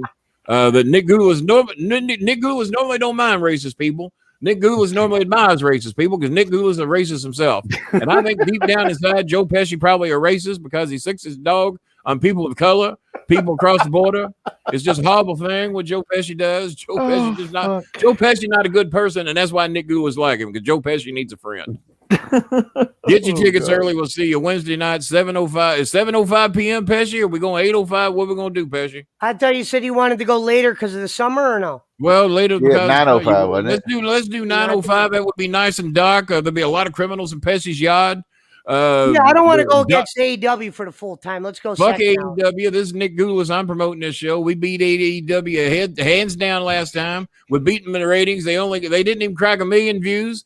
The Bolin Alley between audio podcast, Facebook, Twitch, Reddit, all the sources out there. As a matter of fact, Periscope came back for one night only just to broadcast the Pesci show The Cure. All-time record-breaking crowd. There could King, be, we call could him be the over Cure. 4 million people. Over 4 million people expected to watch the Pesci Show Wednesday night live. The Cure. Like, if there's a lot of dislikes, it's probably because of the dumb fuck pretending to be. Oh yeah. No, nobody disliked Pesci other than Nick Goulas, and Nick Goulas starting to like Pesci. So I don't trust those dislikes. I always know we get more likes and dislikes. That's because more people love Kenny Bolin than probably any man on the planet Earth. And Joe Pesci, he's a fine thing to his race. And we'll keep the. I'm just going to do the whole show as Nick Goulas when we do the Wednesday night show. I'm just going to be Nick Goulas for the whole night. Just one racist promoting motherfucker is what I'll be. Racist Nick Goulas. That's who I'll be. That'll go on, man. It worked for Trump. Kenny Bolin going to be racist all night long. Let's everybody that believes in QAnon, everybody log in. Kenny Bolin going to be a racist. He's going to talk bad about blacks, whites, Mexicans. White people that aren't white enough, he's gonna get them all, ladies and gentlemen. Kenny Bolin is a horrible racist. That's and that little brown girl gonna join us from Brazil. Brown girl gonna join us all the way down from Brazil. I'll be. Anybody of color is welcome on the show to be insulted by Nick Goulas. We're gonna invite them all. There we go. Now, if we don't draw a crowd with that promotion, with 40 people in the room, he ran Continental out of Birmingham, right? You know, I actually don't know, but it sounds like something Nick Goulas would do. Okay. It sounds like what he would. When you first started working for him. But it sounds like he might have been involved in it in some shape, form, or fashion. I tell you what, if we stay on the air much longer, the British folk gonna be waking up. They a bunch of racist people. They got that Boris Yeltsin, whatever his name is over there, got the bad head, looks like Donald Trump. Boris Yeltsin, Boris Karloff, whatever his name is. His name Boris, I know that. He got bad hair like Trump. Apparently, bad hair and being a racist runs. Nick Goulas got bad hair, and I'm a racist. So you got Nick Goulas, Donald Trump, Boris Karloff over there in England, or Karloff, wherever the fuck he's at. All three of us got bad hair. We're all three racist. None of us like anything but good white people. I'm late, Kenny. Jeff Keaton is real fucking late. Donated. Jeff Keaton shows up here at 1 o'clock in the fucking morning. Check your PayPal. Apparently makes his donation. Well, let's get that final donation. It's a good thing we stayed, and there he is. Jeff Keaton doing a run-in with the $10 donation. What about, look at there, Pesci. You just drew some more money. Boris Karloff, one of my favorite dictators over there in England, hates anybody that was white as Boris Karloff. What is the Boris guys? What I called him, Boris Yeltsin. What's his real name? Boris Netic. Boris Netic is a Bosnian friend of mine. Is it Johnson or Boris Johnson? No, I don't think it's Johnson. I like being around you, King, though. It makes me happy. Well, you know, there's many people all over this world that love Nick Goulas and like to hang around Nick Goulas, and especially the racists. The racists love me. They just follow me around like the Pied Piper. I just play my little flute, and all the mice follow me everywhere I go. It's a little warm to visit him, though. A little warm to visit Nick Goulas. A little hot down there in hell. I assume anyway. Did he sound like no? Now Nick Goulas didn't sound like Foghorn Leghorn. Now Foghorn Leghorn was another racist because he said boy a lot, and that ain't nice. You shouldn't be saying that on television these days. So Foghorn Leghorn definitely a racist. He didn't like chickens of color. You never saw a Foghorn Leghorn hanging out with a black chicken. You just never ever saw it. And if he did, he mistreated him. Foghorn Leghorn was a definite racist. Well, Nick Goulas before we go.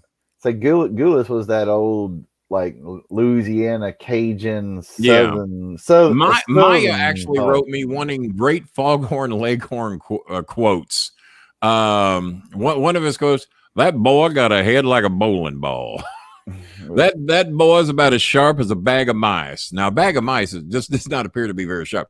Get down here on the ground and get a worm's eye view of this boy. Let me get a look at that. Follow the contour of your head, boy, and come directly to the point. Now, I say that to Pesci all the time. Boy, what's the matter with you, boy? Your beak is flapping, but no words is coming out, boy. King, where do you watch TV? Don't you watch TV in that room you're in? Yeah. I'm surprised you don't ever kick on the TV and just do both. Well, because I'm a man of focus. I'm a man that rarely gets a man of focus. I'm a man of focus. I'm a man that takes pride in his craft, and I just don't want to sit here and watch the 75-inch when I've got the 70-inch computer screen right here in front of me. He's a master napsman. Talking to all my adoring fans. I did take a 2-hour nap tonight with my doggies, and then Chris showed up right about 8:35, ready to eat some Skyline chili hot dog. As a matter of fact, before I go, me and Chris decided we were going to open up a hot dog stand right in front of Skyline Chili with cans of Skyline Chili on the counter. to show that we're using their chili to make a real fucking hot dog. And we're going to put them on the pretzel buns. We're going to put the onions and the cheese and everything. And we're going to say, try this before you go in there. And if you don't like this dog 10 times better than what you're going to get in there, we'll give you double your money back. Hey, the double your money back Bolin meat guarantee. Only we won't honor ours. I've been. Oh well, no, you ain't getting no money back because you're lying. Because our hot dog is better than what you're going to get in there, and it's a quarter pound instead of a quarter ounce. I've been craving getting like a Chicago style dog with all the fixings on it. You know what? We'll have you over here very soon, and we're going to get you the Bolin Skyline chili dog. That's going to put Skyline out of business. We're going to call it Bolin Line Chili. Bolin Line Chili.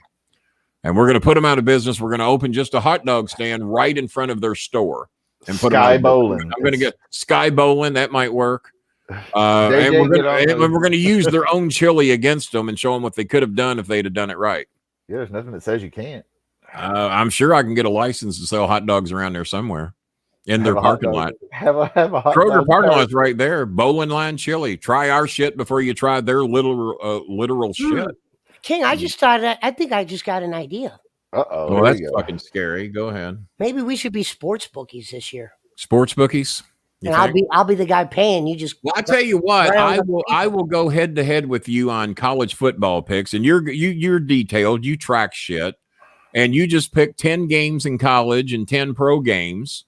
And you and I will bet on those games, win or lose. Do we play point spreads? I guess we got to play point spreads, right? We'll talk about that when the season starts. Yeah. And by the way, I'm going to have Tim Brando back on before he does his 50th season in August. We'll have Tim Brando on, and I might even let you meet Tim Brando. Say Bolin Alley Chili. Now, I know a lot about sports, so me and Brando would probably be. You might, and he knows a lot about wrestling. He blew me away on how much he knows about Louisiana wrestling. Very nice guy. Yep. Lovely guy. One of my favorite shows I've done, right up there with Bischoff and shows. What was his? Oh, the Iron. I'm having Scaramucci back on very soon too. I'm going to reach out to him, get him back on in June or July. According to your producer, you're going to have Kane and possibly Molina and possibly Kane. Kane told me to contact his office. Molina supposedly was jumping up and down, clapping and giddy that she was going to reconnect with the old Star Maker and have her on the show. Aren't all the ladies? Well, they are. I mean, look at me, for crying out loud. Only Pesci thinks I look old. Everyone else, the one-legged Zach Gallen, he sent me his phone number. He wants me to call him to have him on the show. Chris thinks that'll be an entertaining show. Fuck yeah. And how was it losing all that blood on national television? You know what I would like to have? I would like to have Kane, JBL, Bischoff, Scaramucci on one show. That would be a monster motherfucking show, and talk politics for the whole show. After the show, I want to tell you something about this guy. Yeah, well, he's a friend of mine. I've known him since 1992. Well, I'll wait till after the show. All right, we'll wait till after the show. Was that Kane? That was Kane. Yeah, that was Kane. Okay. Well, on a 70-inch TV, you can see who that is. Oh, okay. All right. You better get the virtual green screen over there. You guys don't look right without the green screen. I am. V-split. V-split. Is that the name of it? Let me look. No, eventually, King, mine's going to be a computer screen where I'll be able to punch shit out. It's not V-split. It's X-split V-cam. And it's there's a free version that has the logo. Or and for $5 a month, they get rid of the logo for you. So I just paid $5. Or I could just get that green screen from some asshole. Or you could do that. We got the green screen over here. Yeah, you could do it. Was offered to you. You've donated enough that you can have that. What about Shinsuke Nakamura? Well, I love Shinsuke Nakamura, but I don't know how good his English is, and he is still under WWE contract, and they would never let him do the show. Nope. They won't let him do Twitch or anything. Fuck. Yeah, they don't let him do anything. So I'd love to have him on. I mean, we would get through the English thing. Fuck, I'd go through a translator if I had to. Hell yeah. I think his English is good enough we could get through it. I mean, he's been around here a while. I'd love to have Asuka on. I'd kill to have either one of them on. I love both of them. They're the only things I even like about wrestling. Well, anymore. Maybe you can get and Karie Sane, when she was still going, she likes my shit and follows me and retweets me all the time. And Asuka loves that we have the same furniture, only reverse color scheme. Where mine is black, hers is cream. Where mine is cream, hers is black. It's just the exact furniture, just reverse. But I got mine from Wayfair. I don't know where she got hers. What about Superstar Bill Dundee, Daddy? Superstar. I reached out to Bill Dundee the other day. I called his agent. I expect I should hear something back by the end of the week. I'll call him back. As a matter of fact, Eric is working on getting Cena. They got in touch with John Cena's agent and said to contact, and they said to reach out to him every month. And then when he's got a gap, he very well might do the show. So it's a shame I have to go through an agent. But I'm telling you, those tweets that that's not John. That's not the Cena I know. He would never put out the shit those tweets are. He'd never do that. That's somebody else running John's social media. And that Cena follows back a lot of people that I know Cena would never follow. So yeah, there's Sexy Kenny Cho says he can translate. Well, if we get Shinsuke on, we'll keep that under consideration. But no, you keep your baseball, man. That means a lot to you, and I want you to keep your ball. It's a gift from me. I just gave the man his ball back. King, you know who used to do a good Bret Hart? Bret Hart. Bret Hart did the best one. Bret Hart did the best one I'd ever heard. No, what co-host did you have that did a good Bret Hart? Well, I fired all my co-hosts, so I'd probably be mad if you ever even mentioned one. But who? Cronin? I fired him. I don't even mention his name on this show anymore. Oh, I didn't even know what happened. I just said I remember. He only lasted 2 weeks. He's a fucking weirdo. I don't even know. I didn't know you guys were enemies.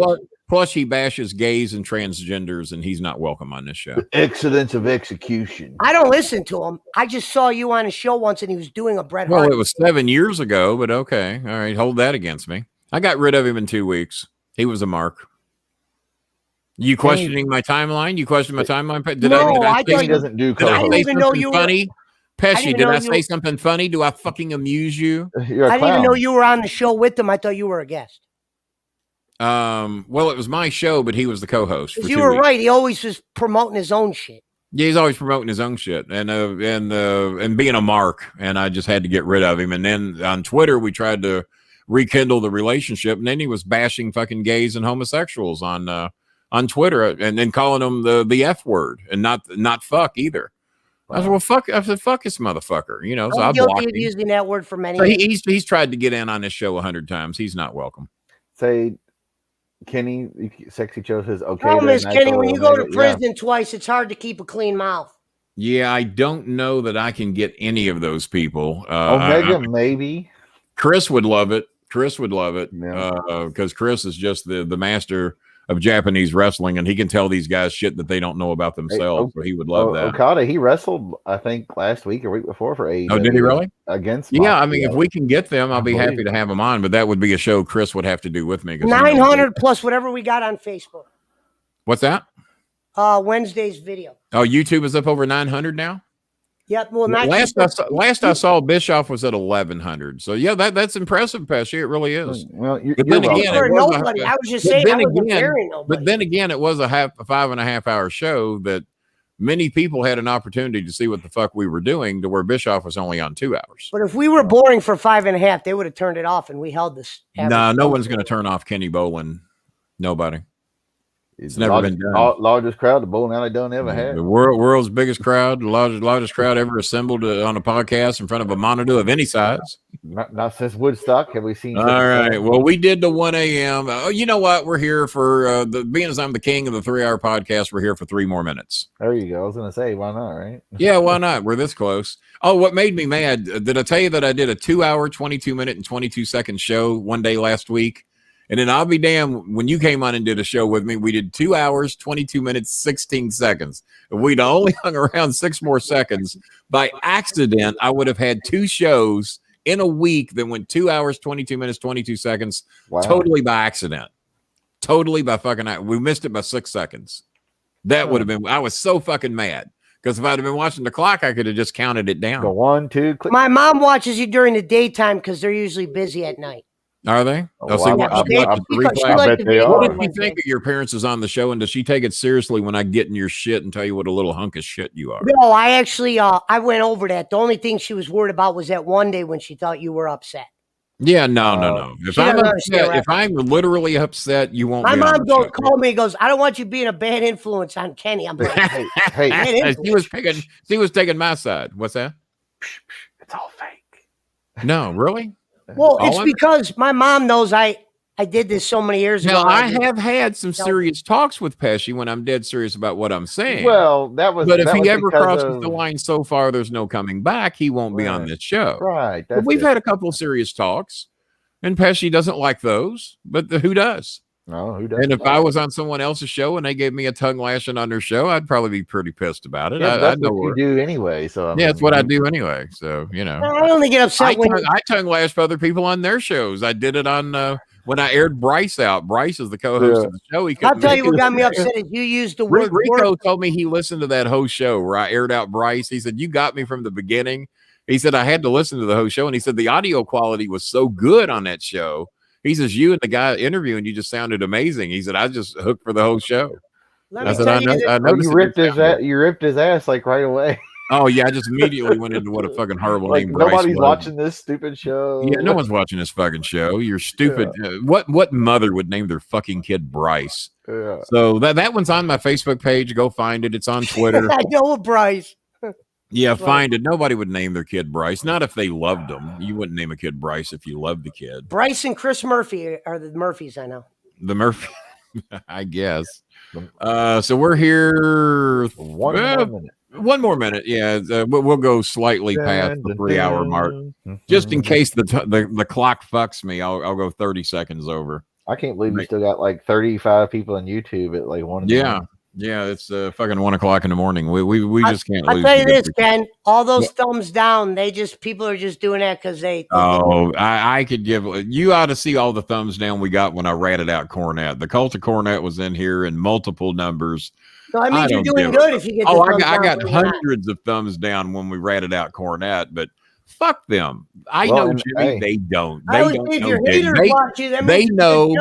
That they know what Jimmy wants them to know. They're a bunch of stupid fucks that even try to talk to me about what I know or what I don't know about Jimmy. Nobody on this fucking planet Earth, including Jim Ross or anybody else, does not know a fraction about Jimmy that I know. So if you're going to fucking talk to me about that, shut the motherfuck up. I don't give a fuck who you are, what you've donated. He's a good man, Jimmy. What you think your position is with me. You do not fucking get to talk to me or Chris about what we know or don't know about Jimmy Cornette. So fuck any of you that feels like you do, because you don't. Well, also a lot of those people be like, well, you haven't seen him in 4 years or whatever. King, maybe he doesn't mean I don't know who the fuck he is. I mean, goddamn. He had 45 years to show me who he fuck he was, and in the last 5 years he got even worse. And there's I'll bring a random clip we could play at the end too on Wednesday. Well, why not? Bring a random clip. Send it to JJ and he'll load it up on the show. I'll be honest, I was in tears watching it. I saw you having a good time watching it. I went back and watched it. Does it involve a Wendy's drive-thru though? Yeah, I have to admit, listening to the old, and me and Jimmy were magic together. Don't get me wrong. It's a shame this turned out the way it did. There's nobody that put on better entertaining shows, especially with one of us with absolutely no rehearsal whatsoever. And Pesci's the only one that knows where our shows are going. I got no clue where he's going. I'm not going to fucking read it. I don't want to know.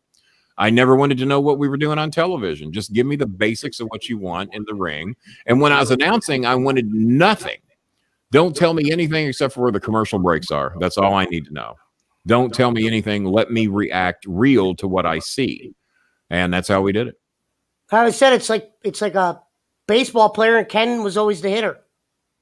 I guess I was always batting. Yeah, because you would always outdo every comment. Your last comment, you'd go from God brother to your mom. It's just classic. I love it. Charging your mom rent. I can't watch that video without getting into tears. It makes me laugh so hard. I'll be damned. Well, I'm glad it has that effect on you, and apparently many others. It's got some of those videos have been redone, and hundreds of thousands of views on some of those videos. So they're not watching them. You shouldn't have did 1 billion downloads. You should have did well, it's up to 2 billion now. Well, with everybody's shows I've done and all the download, it's up over 2 billion now. You must not have known that.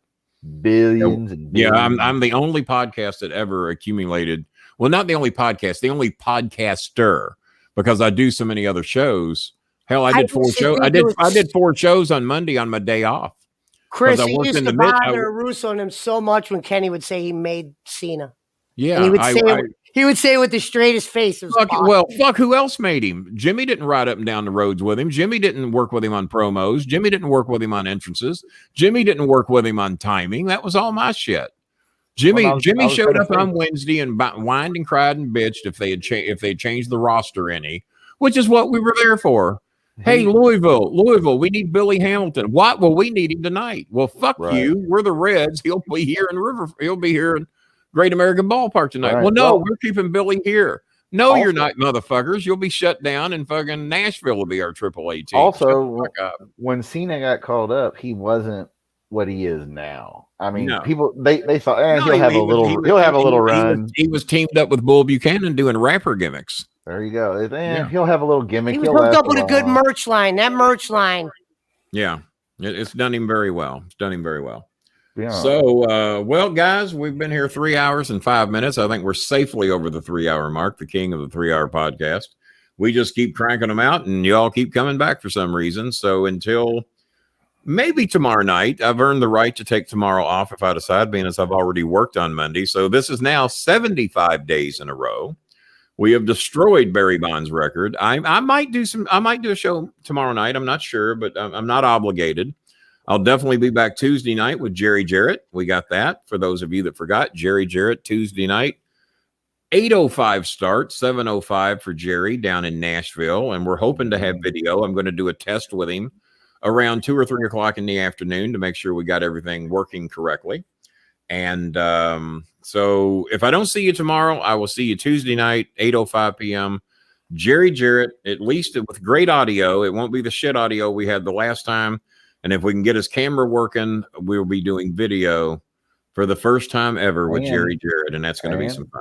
And then Wednesday's Pesci Power Hour. Wednesday's the Pesci Power Hour, where he's a star maker. Where he is guaranteed over 128 people in here to break the all-time record set by Eric Bischoff. Other than when we ratted out Jimmy Cornette, we had 365 people in the room at one time. But Bischoff holds the record for most money raised in a show. He does. Right. I thought we got to 840 that night, Chris. If you count Kenny's 100. I just wanted to hear you, bitch. I don't remember, honestly. No, Bischoff holds the record for a 2 hour show. Pesci holds the record for a 5.5 hour show.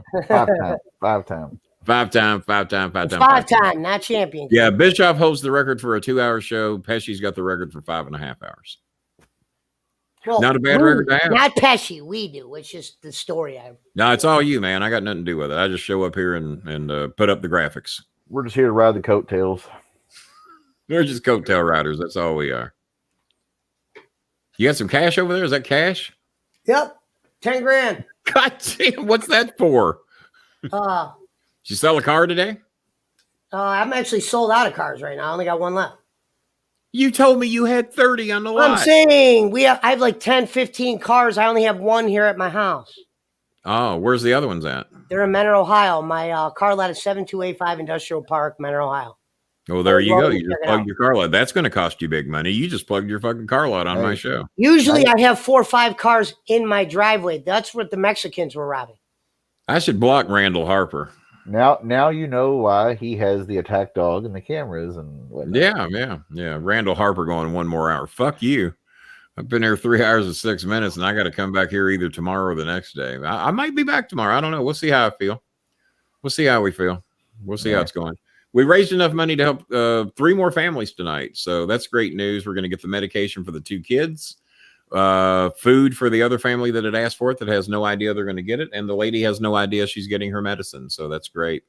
And we also had to get Jen another prescription because they didn't give her anything for the swelling of her face and eyes, to where edema, is that what they call it? Edema has set into her face. And it's, like I said, I can't show the pictures because if I did, I cry enough on this show as it is. You talk about getting some sympathy money. I mean, we would make a lot more money if I showed the pictures, but I don't want to do that. Don't show those pictures. Yeah, and it's embarrassing to her. She sent them to me in private, and I didn't get her permission. She would probably have me show them, but I don't want to do that because it's bad. That's why I don't like watching the news. I don't like to be sad.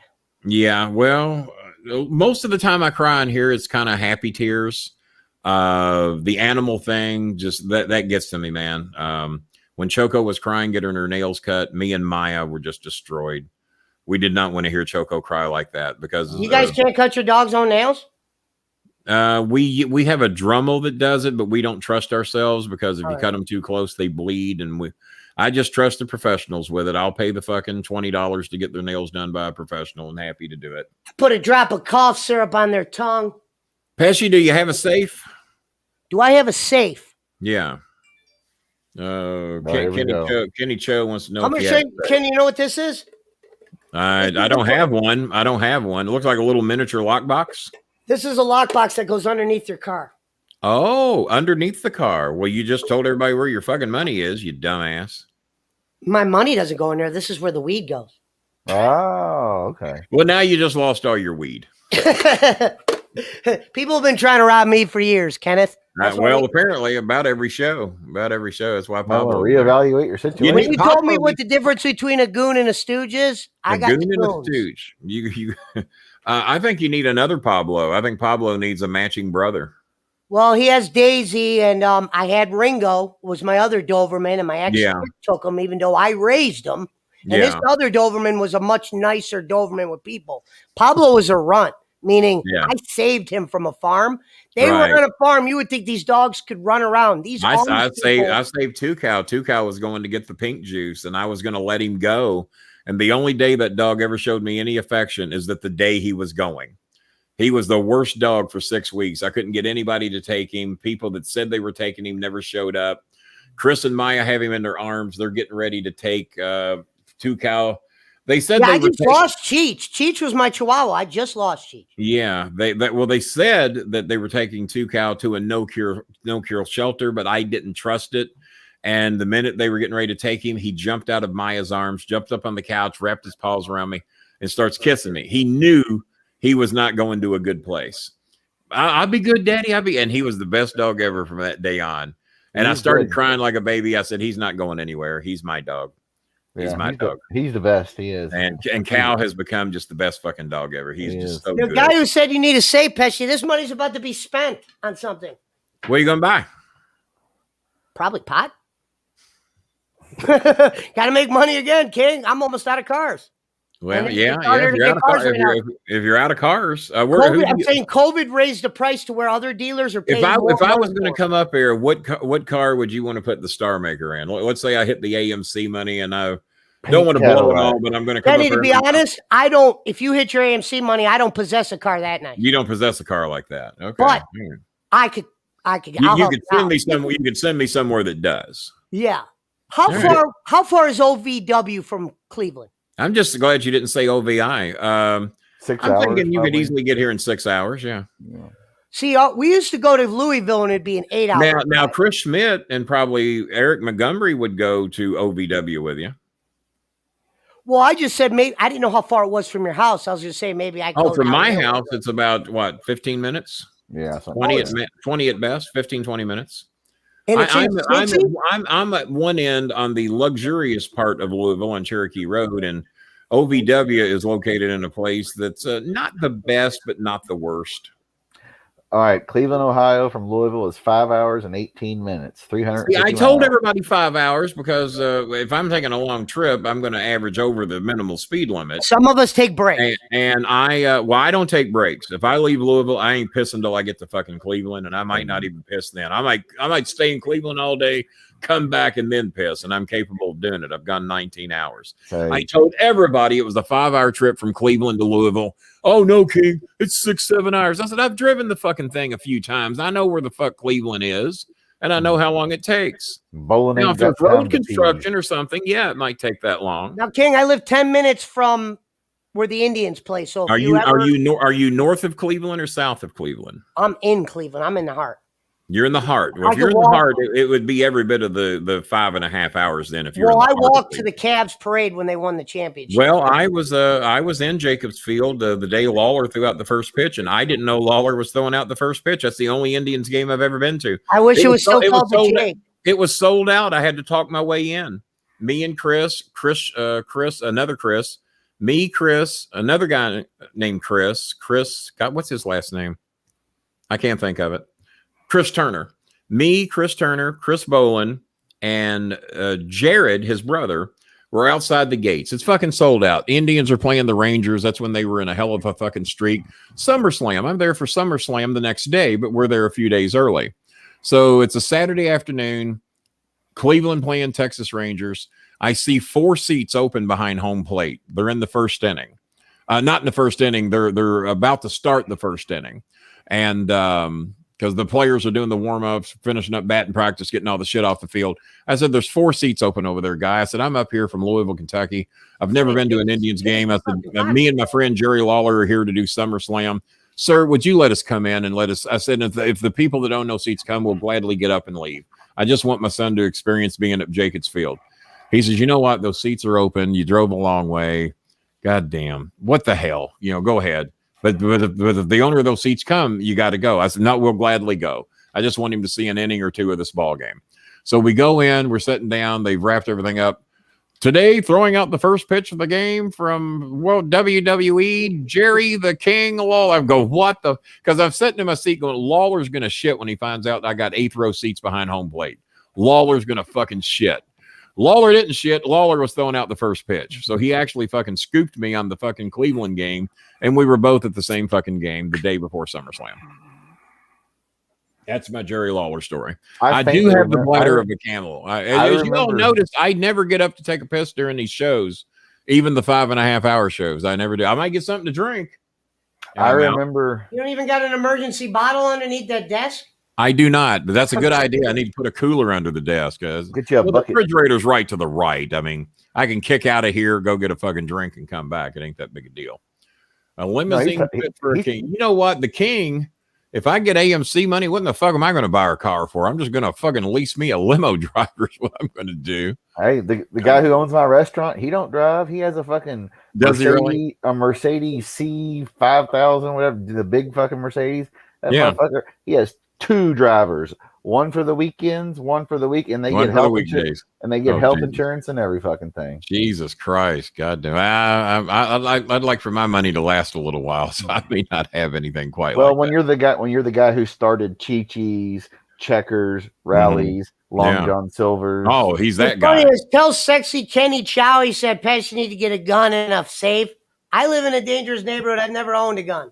I have dogs, and I know how to weave within the neighborhood. I've lived in some real bad neighborhoods. I've lived in some real good ones, and trust me, if they're out to kill you, they're going to get you. Owning a gun is not. You got to know how to wiggle. I've owned guns forever. So I was telling everybody the story on here not long ago that if they want to kill you, and the only way you're going to be able to protect yourself is if you got a gun basically loaded in your arms, and if they happen to come through your door, you get off a couple shots. I mean, that's the only way. If someone goes through my door, I'm going to sick Pablo on their throat. See, I could sick Pablo to either take you down, or I could sick him to pin you with your throat. And we hope they don't shoot Pablo. That's about all we can hope for. Well, that's the only thing I'm ever worried about. If I see somebody with a gun, I won't send a dog out. And cops are trained to kill dogs. If Christopher's been terrified that Choco, especially Choco's very protective of me, even more so than 2 Cow and Scooby. Your house is getting raided. They can Choco will light your ass up if she thinks you're going to mean any harm to me at all. 2 Cow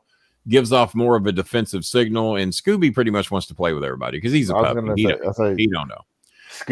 He may get more defensive of me later as we go, but 2 Cow loves everybody. But if he even thinks you have any ill intent towards me, he turns into a dog that you don't realize he is. Scooby will either Choco will eat you alive. Scooby will either lick him to death or trip him because he's running around. They'll tie him up with his leash. What's that? Zoo Grab is a guy that's actually been to my house. Oh yeah. I've seen him in here before. I'm gonna make sure he has a badge on Wednesday. He keeps hitting the wrong button. He keeps giving you the wrong badge. Well, you'll have to teach him. Yeah, dogs are like the original alarm system. You got a couple of dogs. Now, Sexy Kenny says he's poor, but I wonder is he $2.99? Well, Chris, the old dog, the picture I sent Chris, the dog I sent you a picture of, Chris. That dog got to a point that if you came in my house and I didn't let you in or whatever, you would either have to kill him or he would kill you. The dog would. Those cane corsos go to the death. Yeah. Oh, they're not fucking around, huh? I'm saying they don't have time. You should see how big this dog is, Kenny. The dog was like my size. Yeah, they're like 200-pound dogs. Yeah.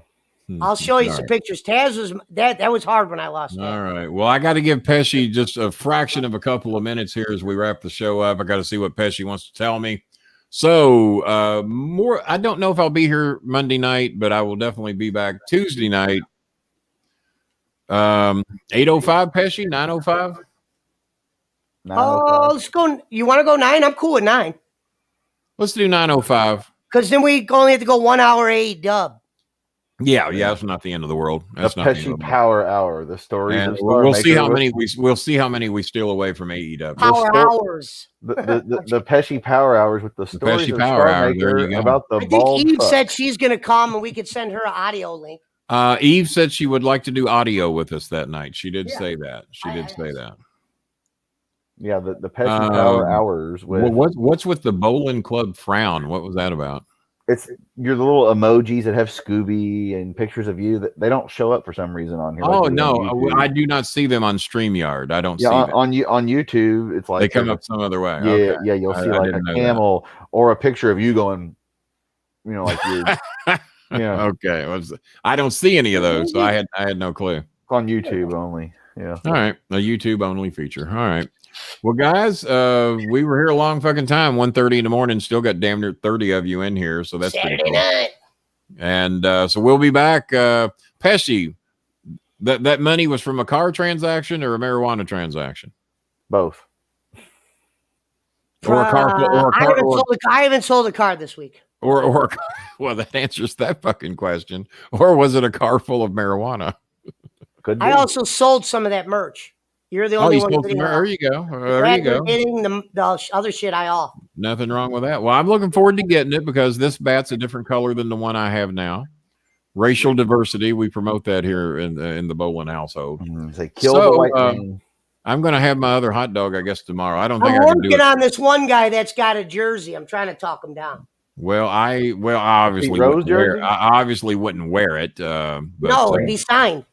Yeah, no, that'd be cool. I don't have anything like that. That'd be cool. A framed Pete Rose jersey. Yeah, I'd have to have it. I'd have to have it framed. I know a lot of guys sitting on Pete Rose shit in Ohio. It's crazy. Really? There's a lot of balls up here. Waiting for him to die. They're waiting for him to die. When I have money, I donate to Sexy Kenny. I can't believe he's still the hit king. That's crazy. Still, well, he's always going to be the hit king. Ain't nobody going to get close to that. No one plays long enough anymore. Really? Not even Trout? The pitch, not even Trout. Trout ain't got a chance. Oh, yeah, he kept getting hurt. Trout does not get a chance. And guys take days off now. Yeah. Pete Rose never took a fucking day off. Guy. I wonder how many. And Pete Rose played for what? 24 years, 22 years? And Pete Rose. Excuse me, hang on a second. Echo. How many years did Pete Rose play baseball? Here's something I found on the web.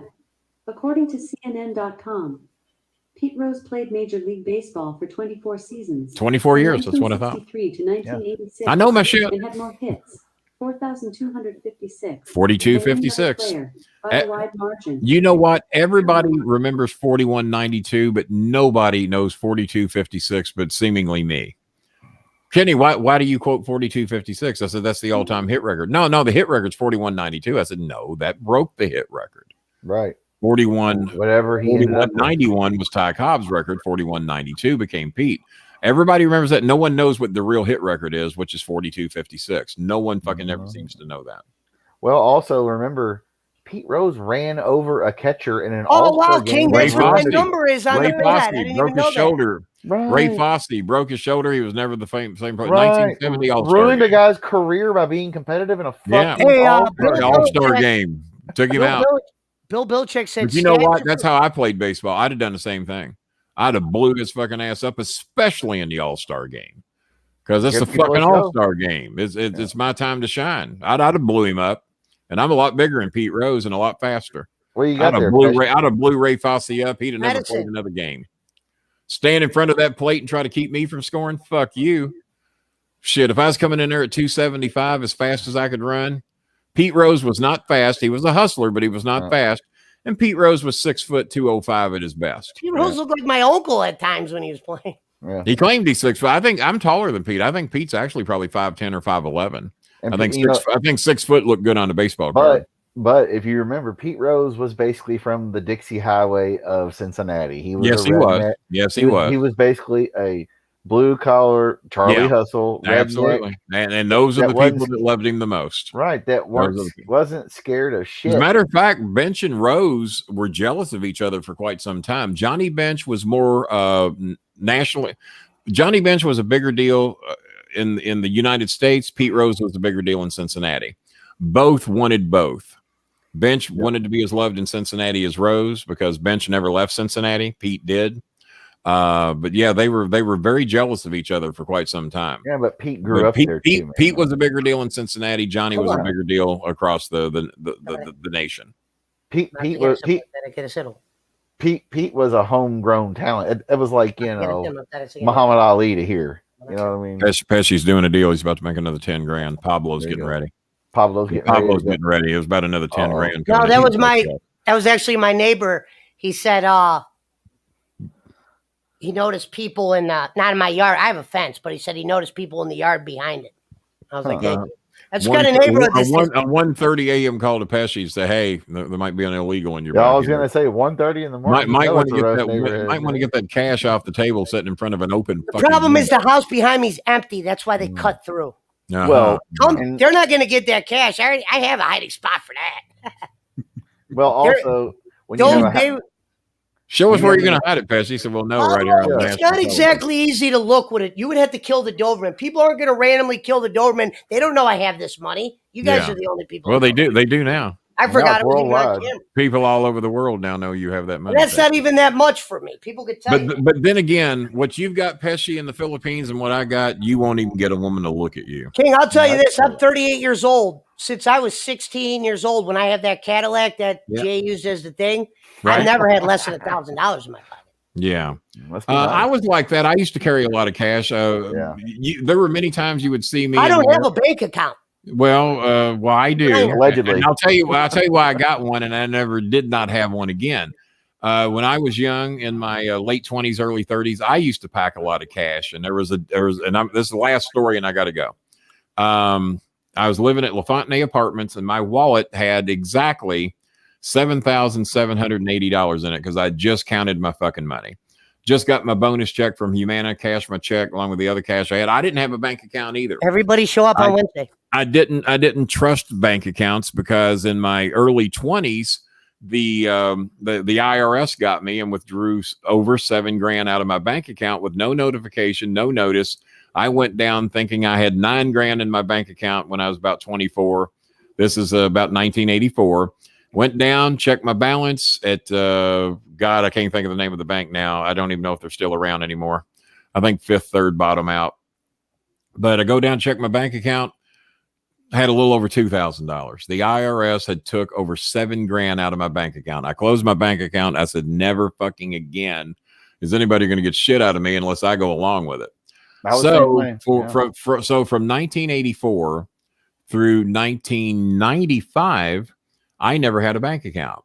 And so I had $7,780 in my wallet. I go to the store, come back. I cannot find my wallet. Can't find it anywhere. The wallet is missing for 3 fucking days. I have finally given up. I can't find it. It's gone. I've lost it. It got stolen. I don't know what happened. Time to start over. I'll just crank it up at Humana. I'll get another $5 grand in bonuses. I'm just going to work every day, work all day, which I never did. I'd work 3 hours a day and still beat everybody in sales. Now she's getting better. Hang on. So 3 days, I haven't left the house. I'm depressed. I've lost nearly $8,000 fucking dollars. I haven't left my house. I finally say, fuck it. I'm going to get my life back together. I'm just going to work my ass off. I'm going to earn this money back. Go to get in my car. And for some reason, I step back and look under the car. 3 days that car sat there. I looked under the car. About 1.5 to 2 feet under my car is my fucking wallet stuffed with $7,800 of primarily $100 bills and 420s. And I jumped up and down and I went straight to fucking Fifth Third Bank as quick as I could fucking get there. I said, I need to open up a bank account. So fucking thrilled I found my money because that was $8,000 of found money as far as I was concerned. Now, Put that money in the fucking bank, and I've had I have a bank accounts account. I every just don't really keep money in there. I Well- use it for credit card. Well, see, you lied to me again. You told me you didn't even have a bank account. Now you say you have a bank account. So, Go Chime. Pesci, I can't. You told me you didn't lie, and you've lied to me about No, 8 times tonight. Pesci's got the online bank account. He's got online banking. Chime. Right. It Chime. is. Well, but that's it isn't. online banking. I didn't trust Chime, so because they're kind of No. new, so I didn't trust them. I didn't put no Who's- money in Chime. Who would you recommend as a bank? Because I'm looking. Who would I recommend? Yeah. Oh, Fifth Chase I have Bank Pablo does as not my let banker. anybody fuck with me. If anybody fucks with me, they fucking lit Spectrum up because they reneged on their deal with our phones.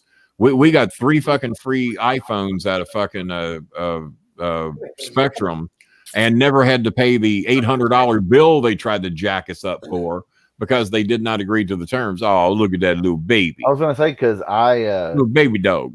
I had But yeah, the issue- Chase is gold with me, man. I I'd was- highly recommend I- Chase. I sent Chris pictures of this dog climbing trees. Yeah, I legitimately. Scooby was in a tree today. Scooby was in a tree. He was. I legitimately had issues with Fifth Third, of course. Yep. thought, Well, well, they're that's why I ended up at Chase. I had issues with Fifth Third. They Remember tried the to fuck hacking with me. thing I had. Yeah. They put a freeze on my money. They froze like $3,400 of my money for some fucking dispute. 90 days goes by. It's supposed to be settled. Well, 90 days, they haven't given me my money back, and they haven't given it to the people I was in dispute with. I go down, the bank teller's there. It's day 91. I said, I checked my balance. I said, says right here that I've got $3,400 on hold. I said, this was a 90-day dispute. They haven't got their money. It's day 91. I would like my money. Oh, well, how much of it would you like? Give me 3,100 of it. I got some bills I got to pay. So they gave me 3,100 of the 3,400 that was in there. Took that money, and the bank teller wasn't supposed to give it to me. They actually had ruled against me, even though they shouldn't have. So that company that was trying to get me for the $3,400 never got their fucking money, and they fired the teller that gave me the money. And I went right to Chase Bank, explained to them the situation. Well, They told me Fifth Third was totally in the wrong. That never should have been done. They can't tie your fucking money up for 90 days, and especially for the reason they were doing it. it's like A landlord dispute who was trying to jack me up for just every fucking thing in the world. Just a hole in the wall to where the fucking cable came out for when they put in Dish Network. Tried to charge me $1,000 for a hole in the wall. Tried to charge me another $1,000 because I had a satellite dish on a roof. They said I wasn't allowed to have.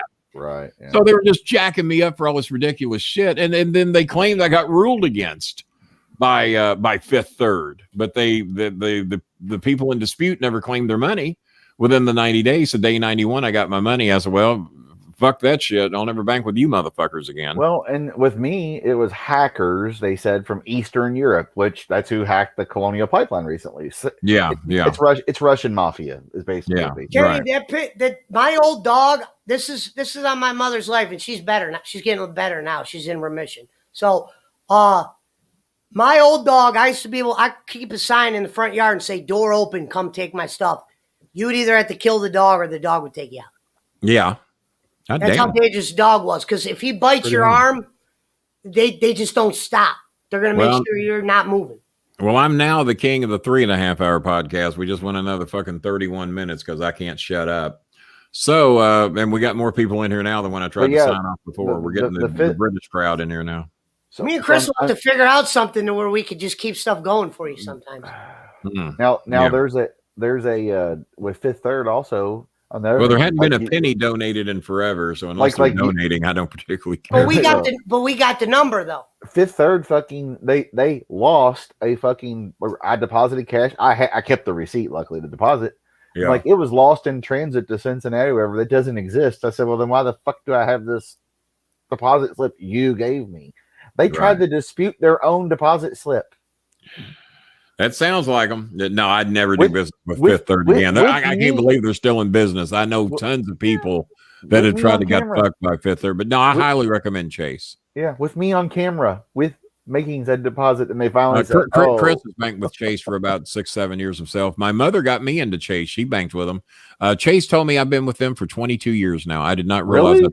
I've been with Chase 22 Wow. years. My mother was with him for over 20 years, and she actually got me in. You know why my mother started banking there? You got a $100 bonus if you had direct deposit. They'd put an extra $100. Right. It's the only reason Mom went there, and they did the same thing for me. I did direct deposit. They gave me $150 is what they gave me. Mom got 100. And so I've been with them 22. Well, it'd be 23 years this September.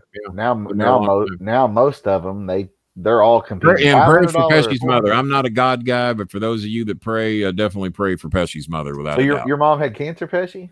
She has breast cancer still, but she's a lot better. I never told anybody about it because I didn't want people like, "Oh, is your mom good?" But now she's good. But my stepmom just had her second round of it last year, and she's in remission again. So. And my only thing, that was why I got worried that one day, Ken, because I didn't want her. She's getting better. I didn't want her thinking, I got you. You didn't want her to think her son was a piece of shit, like I was thinking. Hey, we don't need Kenny Bolin to kill more people since he's already killed Memphis police officers. Yeah, I got enough people on my list. I don't need to do that anymore.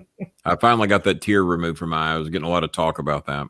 He fought 17 cops. 3 hours, 33 minutes. Oh, if I'd ended it 7 seconds ago, 3 hours, 33 minutes, 33 seconds. That would have been cool as fuck, but we went too long. Still 30 something on YouTube. Crazy. And it's a shame. So until see you Wednesday, everybody. Yeah, I'm not sure we're doing tonight, Monday night, but we will definitely be here Tuesday, and then Wednesday, Pesci and I'll be back here to Pesci's Power Hours. Fuck these numbers up again. Pesci, I love you, my boy. I love you too, Kenny, you little bitch. Love you too, Ken. Okay. Well, I'm about to be talking to you. I just got Bischoffed by Pesci. Jimmy was begging Bischoff for all those compliments, and he wouldn't give him. I love you, Pesci, and Pesci go, Yep, sure do. All right. Glad to hear it. Glad to hear it, motherfucker. All right. Until Tuesday night, more than likely. If I show up Monday, it's a bonus. But until Tuesday night, 9:05 p.m., right? 9:05? 8:05? No, 8:05. 9:05. We're going at dark time. Tuesday night, 9:05 p.m. Back here again, 9:05 Wednesday, right? No, Tuesday you said 8 o'clock because it's Jerry Jarrett. Oh, yeah. Well, I fucked up. Tuesday night, 8:05 p.m. with Jerry Jarrett. Wednesday night, 9:05 with the Stories of the Star Maker, hosted by none other than Mr. Pesci. All-time record-breaking crowd. Thousands of people will be here. Lots of money. We should crack $1 million in donations. $1 million. Hold on. Donate, Eric, and he might. We won't accept anything less than $1 million as donations.